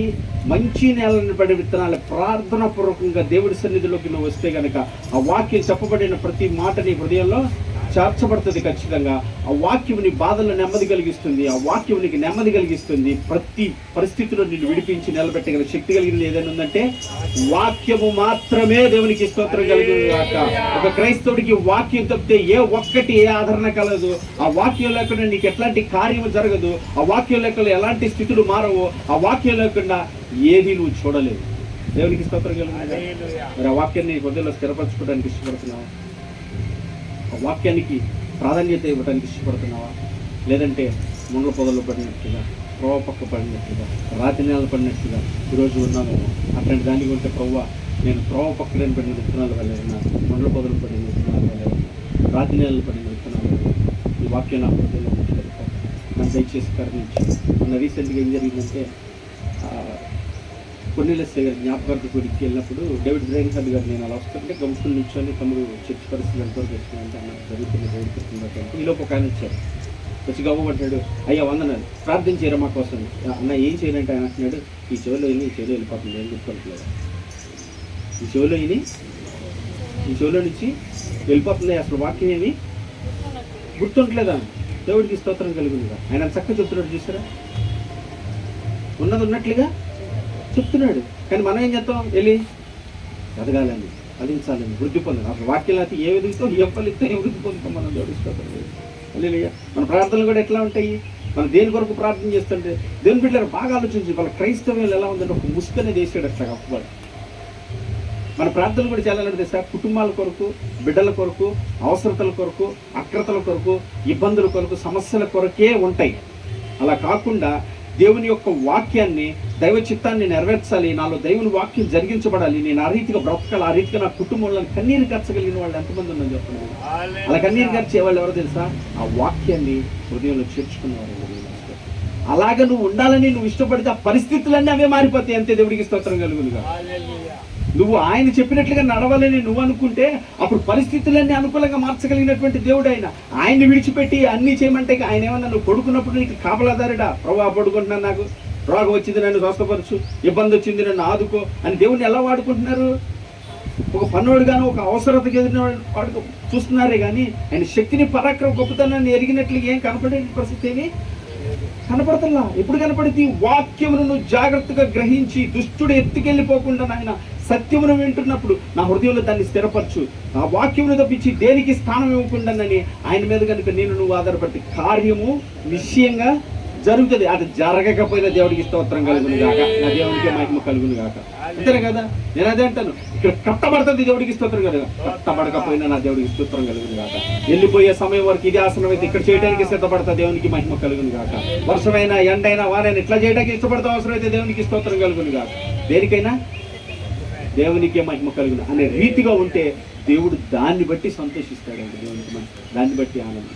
ఈ దేవుని మహిమపరచగలను. ఈ రోజు నుంచి మరి ఆయన మహిమపరచగలిగిన జీవితం జీవించాలనుకుంటే ప్రార్థన చేద్దాం. కళ్ళు మూస్తాల్లో ఉంచినట్లయితే ఈరోజు ఆయన చెప్పిన ప్రతి మాట ఈ హృదయంలో ఉండకుండా పోవటానికి త్రోవ పక్క పడిన విత్తనాల, ముళ్ళ తొప్పల్లో పడిన విత్తనాల, రాత్రి నెల పడిన విత్తనాలు ఇలాంటి తీసేసి తండ్రి మంచి నెలన్న పడిన విత్తనాలు నా హృదయాన్ని దున్నబడి అయ్యా ఈ వాక్యం నా హృదయంలో చేస్తూ జీవించే కృప నాకు దయచేయమని ప్రార్థన చేద్దాం. కళ్ళు మూస్తాల్లో ఉంచి ప్రార్థన చేస్తారు. మానిపిస్తారు వయసులో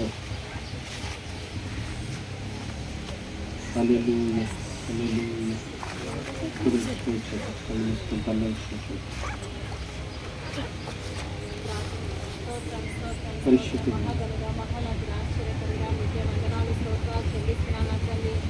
అద్భుత కార్యాలు చేసే దేవుడిదయ్యా నీవు నా తండ్రి. నా ప్రభా మీ పాదాచానికి చేరి ఉన్నాం నా తండ్రి. ఇటువంటి కృపను ఇటువంటి భాగ్యాన్ని నా ప్రభ మాకు దయచేస్తాను నా తండ్రి. నీకే వందనాలు నా తండ్రి. నా ప్రభా దేవా నా తండ్రి కృతజ్ఞత మిమ్మల్ని ఆరాధించడానికి నా ప్రభ స్థుతించడానికి నా ప్రభ ఇటువంటి కృపను నా ప్రభ ఆరోగ్యాన్ని నా ప్రభ సంఘాన్ని బట్టి నీకే వందనాలు స్తోత్రాలు చెల్లిస్తున్నాను నా తండ్రి. దేవా నా ప్రభ నా వాక్యాన్ని నా ప్రభ నా తండ్రి నా హృదయాల్లో నా ప్రభ విత్తనంలాగా నా ప్రభ మేము నా తండ్రి ఫలించేలాగా నా ప్రభ ఉండేలాగా కృపను దయచేయ నా తండ్రి. మంచి నేలపడి విత్తనంలాగా నా ప్రభ నా తండ్రి నీ యొక్క వాక్యాన్ని నా ప్రభ మా జీవితాలు అనుసరించే వారిగా సహాయం చేయండి నా తండ్రి. మీకే వందనాలు స్తోత్రాలు చెల్లిస్తున్నాను నా తండ్రి. దేవా నా ప్రభ నీ యొక్క మాట విని నా ప్రభ నీ యొక్క వాక్యాన్ని అనుసరిస్తే నా ప్రభ రోగాలు కానీ నా ప్రభ సమస్యలు కానీ నా ప్రభ నా తండ్రి మమ్మల్ని ఏమి చేయలేవు నా తండ్రి. అవును నా ప్రభ నీ యొక్క తోడుంటే చాలు నా తండ్రి. దేవా మీకే వందనాలు స్తోత్రాలు చెల్లిస్తున్నాను నా తండ్రి. నా ప్రభ సమస్యలు వచ్చినాయని నా ప్రభ నా తండ్రి కొద్దిసేపు అటువాలే కాకుండా నా ప్రభ నిలకడగా నా ప్రభ నా తండ్రి నిన్ను మహిమపరిచేవారిగా నా తండ్రి సమస్య వచ్చినప్పటికీ నా ప్రభ నిన్ను ఆరాధించేవారిగా స్తుతించేవారిగా కృపను దయచేయండి నా తండ్రి. ఈ లోకంలో ఏది శాశ్వతం కాదు నా ప్రభ. ఇక్కడ ఉన్న వాటిని కాకుండా నా ప్రభ నీ యొక్క నిత్య రాజ్యం కొరకు నా ప్రభ మేము పరుగు తీసేవారిగా నా ప్రభ నా తండ్రి నీ యొక్క పని చేసేవారిగా నా ప్రభ సహాయం చేయండి, కృపను దయచేయండి నా తండ్రి. మా వల్ల అయితే కాదు కానీ నా ప్రభ నీ తోడుంటే చాలు నా తండ్రి. నా ప్రభ నీ కృప ఉంటే చాలు నా తండ్రి. ఎవరైతే నా ప్రభ నా తండ్రి నా ప్రభ బాప్తిజం తీసుకొని నా ప్రభ నా తండ్రి లోకానుసారంగా ఎంతో మంది జీవిస్తున్నారు నా తండ్రి. వాళ్ళందరినీ రక్షించండి, కాపాడండి నా ప్రభ. కార్యం చేసుకోలేకుండా ఉన్నారు నా ప్రభ. వాళ్ళు రక్షణ పొందుకొని నా ప్రభ నా తండ్రి ఈ యొక్క నా ప్రభ ఇచ్చిన నా తండ్రి అమూల్యమైన రక్షణని నా ప్రభ కృపను నా ప్రభ నా తండ్రి ప్రతి ఒక్కరికి దయచేయండి నా తండ్రి. నీకే వందనాలు నా తండ్రి. మేము ఈ లోకంలో బ్రతకాలి అంటే నీ వాక్యం చాలా అవసరం, నీ మాటలు చాలా అవసరం నా తండ్రి నా ప్రభ. మేము కన్నీటితో విత్తుతున్నాము అంటే నా ప్రభ నా తండ్రి సంతోషమైన పంటను కోస్తామని చెప్పి నువ్వు సెలవించావు నా తండ్రి. అవు నా తండ్రి నా ప్రభ సమస్యలు కానీ ఇబ్బందులు వచ్చినప్పటికీ నా ప్రభ మేము ధైర్యంగా ఉండేలాగా సహాయం చేయండి, కృపను దయచేయండి నా తండ్రి. నా ప్రభ దేవా మీకే వందనాలు స్తోత్రాలు చెల్లిస్తున్నాను నా తండ్రి. దేవా నా ప్రభ మేము నా తండ్రి అనేక చోట్ల వెలుగువలే నా ప్రభ ఉండేలాగా నిన్ను మహిమపరిచే వారికి సహాయం చేయండి నా తండ్రి. మీకే వందనాలు స్తోత్రాలు చెల్లిస్తున్నాను నా తండ్రి.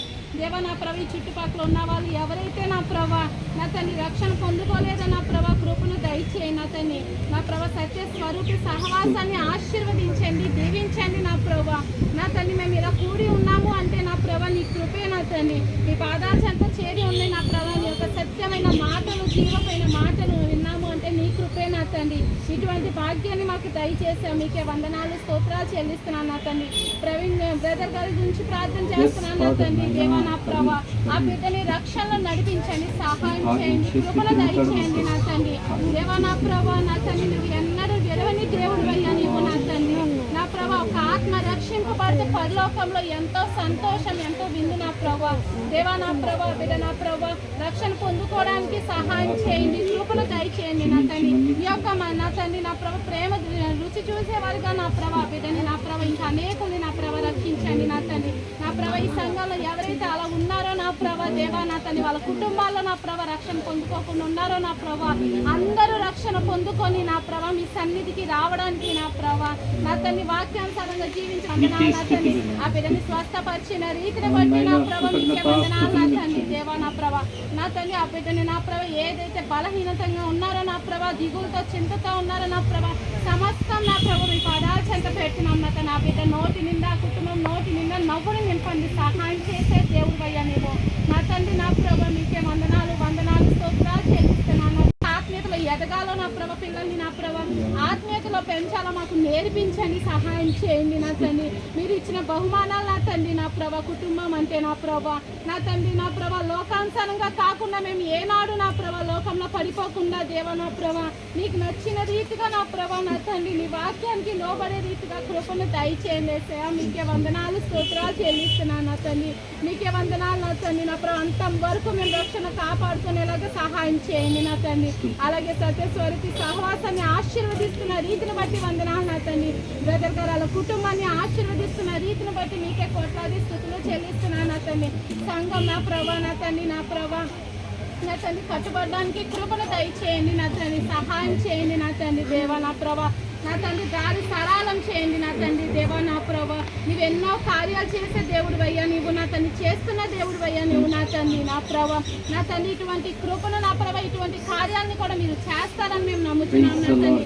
అటువంటి విశ్వాసంలో నా తండ్రి మేము నా తండ్రి ఎదిగే వారిగా సహాయం చేయండి కృపను దయచేయండి నా తండ్రి. మీకే వందనాలు స్తోత్రాలు చెల్లిస్తున్నాను నా తండ్రి. ఇక్కడ ఉన్న ప్రతి బిడ్డని ఆశీర్వదించండి దేవా నా తండ్రి. వాళ్ళు ఏ ఇబ్బందుల్లో నా ప్రభా ఇబ్బందుల్లో ఉన్నారో నా తండ్రి దేవా నా ప్రభా నా తండ్రి నాకైతే తెలియదు కానీ సమస్తం ఎరిగి ఉన్న దేవుడు అయ్యా నీవు నా తండ్రి నా ప్రభా నా తండ్రి ప్రతి సమస్యని నా ప్రభ తీసివేసి సంతోషాన్ని సమాధానాన్ని కుటుంబాలను నేను నింపండి సహాయం చేయండి నా తండ్రి దేవా నా తండ్రి. మరొకసారి నా ప్రభ నేను నా తండ్రి ఇలా చేరుకొని నా ప్రభ మిమ్మల్ని ఆరాధించే వారిగా వాక్యం వినడానికి కృపను దయచేస్తానని నమ్ముచు నా ప్రభ నీ చిత్తానుసారంగా నా ప్రభ నీ చిత్తాన్ని నా ప్రభ లోపడడానికి కృపను దయచేయమని నా ప్రార్థన ఏమైనా తప్పులుంటే క్షమించండి నా తండ్రి. నా ప్రార్థన నా ప్రభా నా తండ్రి ఏదైతే మర్చిపోయి ఉంటే నన్ను క్షమించమని ఈ చిన్న ప్రార్థన మీ పాదాల సన్నిధిలో చేర్చుకోమని యేసే పరిశుద్ధ నామంతో వినయంతో వేడుకుంటున్నాం నా తండ్రి.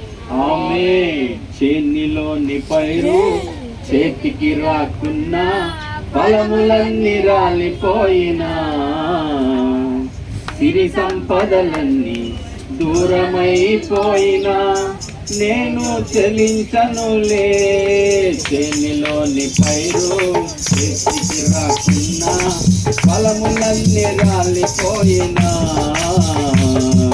సిరి సంపదలన్నీ దూరమైపోయినా నేను చెలించనులే. నిశ్చలమైన రాజ్యము కొరకై ఎల్లవేళలా నిన్నే ఆరాధించునే. నిశ్చలమైన రాజ్యము కొరకై ఎల్లవేళలా నిన్నే ఆరాధించునే. నా గీతారాధనలో యేసయ్యా నీ కృప ఆధారమే. నా వేదనలలో ధనించే నీ కృపాకరణ. నా వేదనలలో ధనించే నీ కృపాకరణ. నా గీతారాధనలో యేసయ్యా నీ కృప ఆధారమే. హల్లెలూయా. ముగింపు ప్రార్థనాంతో సమర్పిస్తున్నాము.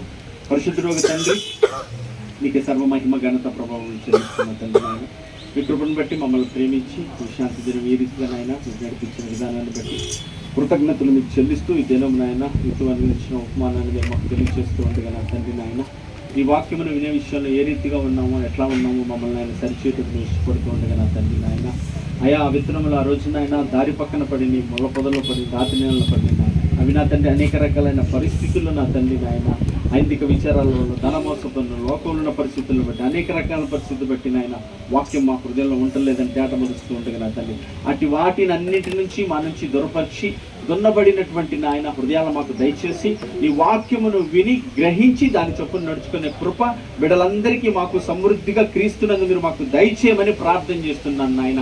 వినుమట్టుకు వినువారుగా కాక దాన్ని జరిగించే వారిగా ఉండడానికి సహాయం చేయండి అయ్యా. ఏదైతే వాగ్దానం చేసావో మాకు నా తండ్రి నాయన, ఆ రాజ్యం వైపే మా మనస్సు నిలిపి దాని వైపే కొనసాగడానికి సహాయం చేయండి. ఈ లోకం మాకు అశాశ్వతం నా తండ్రి, మాకు నిత్య జీవం ఇస్తానని వాగ్దానం చేశావు. ఆ ఇస్తానని వాగ్దానం చేసిన నీ ప్రేమ ఎంత గొప్పదో, నీ కృప ఎంత గొప్పదో నాయన, ఆ విలువలను తెలుసుకున్నట్టుకు అయ్యా నీ కృపని సమృద్ధిగా నీ బిడ్డలపై నుంచి నడిపించమని ప్రార్థన చేస్తూ స్తుతిస్తున్నాను. వచ్చిన ప్రతి బిడ్డను బట్టి నీకు కృతజ్ఞతాస్తుతులు చెల్లిస్తున్నాను. ఏ స్థితిలో ఏ పరిస్థితిలో ఉన్నారో ఆత్మీయ స్థితిలో నీకు తెలుసు కనుక నా తండ్రి నాయన, సరిచేసి సరిదిద్ది నాయన వాక్యమును బండ మీద స్థిరపరచగలిగిన దేవుడు నీవే. కుడి ఎడమకు పాదములు తొట్టెళ్లకుండా కాచి కాపాడగల శక్తి కలిగిన దేవా, ఈ పాదాల చెంత బిడ్డలు పెడుతుండగా వారి ఆత్మీయ జీవితంలో వృద్ధి పొందినట్లుగా మంచి నేలన పడిన విత్తనాలు ఏ రీతిగా ఫలించి వృద్ధి పొందాయో నాయన, 30 60 100 వాళ్ళు ఫలించే వారిగా నాయన, యోసేపు ఫలించేటి కొమ్మన్న తండ్రి, ద్రాక్షవల్లివైన నీ యందు ఫలించి వృద్ధి పొందే బిడ్డలుగా మీరు దీవించమని ఆశీర్వదించమని నాయన ప్రార్థిస్తున్నాను నాయన. మీ చిత్తం వారి జీవితంలో జరిగించండి. దేనికి భయపడక, దేనికి కృంగిపోక, దేనికి ఆందోళన పడక, దేనికి లోబడక నా తండ్రి నాయన, వాక్యమైన యేసు నీ తట్టే చూస్తానికి సహాయం చేయండి నాయన తండ్రి. నిన్నే గురిగా పెట్టుకొని నాయన సాగిపోవటానికి సహాయం చేయమని క్రీస్తునందు ప్రార్థిస్తున్నాను నాయన. నీ భక్తులు అంటున్నారు నాయన, ఈ చొలకని శ్రమ నాకు అంతకంతకు మహిమ భారం కలగజేస్తున్నట్టు నాయన. అట్టి నాయన మహిమాభారం కలిగి ముందుకు సాగటానికి సహాయం చేయమని ప్రార్థన చేస్తున్నాను. సహోదరుడు నా తండ్రి ప్రవీణాన్ని బట్టి స్తోత్రాలు. కార్యం చేయి దేవునికి మేము మొరపెడుతున్నాం నాయన. అయ్యా నీకు వందనాలు, నీకు స్తోత్రాలు నాయన. అయ్యా నీవే నీ చిత్తానుసారంగా జరిగించండి. ఏ రీతిగా జరిగించాలని నీకు తెలుసు నాయన, ఎట్లా చేయాలని నీకు తెలుసు నాయన, ఎప్పుడు చేయాలని తెలుసు. ఎందు నిమిత్తం ఆ స్థితిలో ఉన్నాడో గ్రహించినట్లుగా నా సహోదరుని కూడా బలపరచండి. కుంగిపోక ధైర్యంతో నాయన అయ్యా ఉపవాసం ఉండి నీ సన్నిధిలో బిడ్డ కొరకు కన్నీరు కార్చడానికి సహాయం చేయమని, అయోగ్యమైన ప్రవర్తన ద్వారా మీ భర్తలను రాబట్టవచ్చు అన్నారు నా తండ్రి. మీరు కృపను అనుగ్రహించారు. కృపలో ఇంకొన బిడ్డను స్థిరపరిచి నడిపించి నాయన తన భర్తను నాయన కొరకు సంపాదించుకునే కృప బిడ్డకి దయచేయమని నేను కూడా ఆసక్తిని ఎలా ప్రార్థించాలో మాకు నేర్పించి బలపరిచి త్వరలోనే నీ కృపని బట్టి నేను రక్షణ పొందుకునే మార్గాలు తెలుస్తున్నందుకు కృతజ్ఞతాస్తుతులు మీకు చెల్లిస్తున్నాను, స్తుతిస్తున్నాను. ఇక మేరీ గారి తల్లి కూడా మీ పాదాలు చెంది పెడుతున్నాను ఆయన. వారి గ్యాస్ నైనా కడుపులో ఉన్నటువంటి అస్వస్థ బలహీనతను కృపతోనైనా విడిపించండి. రవణకుని అనారోగ్యం నుంచి విడిపించండి. మరొక రవణకుని కూడా మీరు కృపతో బలపరచండి. అంగవైకల్యం చేత ఇబ్బంది పడుతుండగా సమస్యలైనా మీరే కృపతో లేవనైతే. నెహెమ్యా కూడా భయాన్ని భీతిని తొలగించిన ఆయన మీ కృప చేత బలపరచండి. మమ్మల్ని అందరినీ మీ పాదాల చేత మీ చిత్తానుసారంగా నడిచి మీ నామ మహిమార్థం జీవించుటకు సహాయం. ఈ దినపు ఆరాధనలన్నింటి మీ పాదాలు మీ చిత్తానుసారంగా జరిగించండి. మధ్యాహ్నకాలం జరగవలసిన ఉన్నటువంటి నా తండ్రి యవనస్తుల కూడికి కూడా సహోదరుడు యేసోబను బలపరిచి నిలబెట్టుకొని వాడుకొని మనం ప్రార్థిస్తూ స్తుతిస్తూ మరొక సమయం మీ సన్నిధికి వచ్చే వరకు నీ వాక్యంలో జాగ్రత్తగా మా హృదయంలో చేర్చుకున్న రీతిగా జీవించుటకు సహాయం చేయమని సమస్త ఘనత మహిమ ప్రభువులు మీకు ఆరోపిస్తూ ఆపాదిస్తూ స్తుతిస్తూ మందిర నిర్మాణ విషయంలో చూపుతున్న కృపను బట్టి వందనాలు మీరు చేస్తున్న కార్యాలను బట్టి అది మీ చిత్తానుసారంగా మీ సన్ని జరిగిస్తుండగా లోబడి నడుచుకునే వారికి ఉండటకు సహాయం చేయమని సమస్త ఘనత మహిమ ప్రభు మీకు ఆరోపిస్తూ మీ సమాధానం సన్ని తోడు గురించి మీ చిత్తాన్ని మమ్మల్ని సిద్ధపరచున్న ఆయన అని యేసుక్రీస్తు వారి పరిశుద్ధ నా పేరు కృతజ్ఞతాస్తుతులతో వేడుకొనిచున్న నా ప్రియ పరలోకపు తండ్రి ఆమేన్. పరలోకమందున మా తండ్రి మీ నామం పరిశుద్ధపరచబడును గాక, మీ రాజ్యం మాకు వచ్చును గాక, మీ చిత్తమే పరలోకమందు నెరవేర్చినట్టు భూమి మీద నెరవేరును గాక. మాకు కావాల్సిన ఆహారం నేడు మీరు మాకు దయచేయండి తండ్రి. మా ఇడల అపరాధం చేస్తున్న వారిని క్షమించులాగా మా అపరాధాలు క్షమిస్తాం. ఈ శోధనలోనికి దక్క కీడులను తప్పించండి. రాజ్యము బలము శక్తి మహిమ నిరంతరం నీవే ఉన్నావు తండ్రి. ఆమేన్. ఆశీర్వాదంతో ముగించుకుందాం. సర్వ సృష్టికర్త అయిన మన తండ్రి అయిన దేవుని ప్రేమయు, సర్వమానవాళి రక్షకుడైన మన ప్రభువైన యేసుక్రీస్తు వారి యొక్క కృపయు, మనల్ని ఆదరించి బలపరిచి తండ్రి చిత్తంలో జరిగించి పరిశుద్ధాత్మ యొక్క సహాయము సన్నిధి సహకారం కూడి ఉన్న మనకును సకల జనులకు సకలకు జరుగుతున్న ఆరాధనలకి మధ్యాహ్నం జరిగిన యూత్ మీటింగ్కి సాయంకాలం అత్తయ్య గారి కుటుంబంలో కూడికి సదా తోడుగుండి ఆయన కృపలో బలపరిచి ఆయన చిత్తంలో జరిగించునుగాక. ప్రేమ సమాధాన కర్త అయిన దేవుడు మనకు తోడే ఉండి నడిపించునుగాక. ఆయన వాక్యానుసారంగా జీవించే కృపా భాగ్యం క్రీస్తునందు మనకు దయచేయబడునుగాక. God bless you. కృపా సమాధానం తోడుగుండి.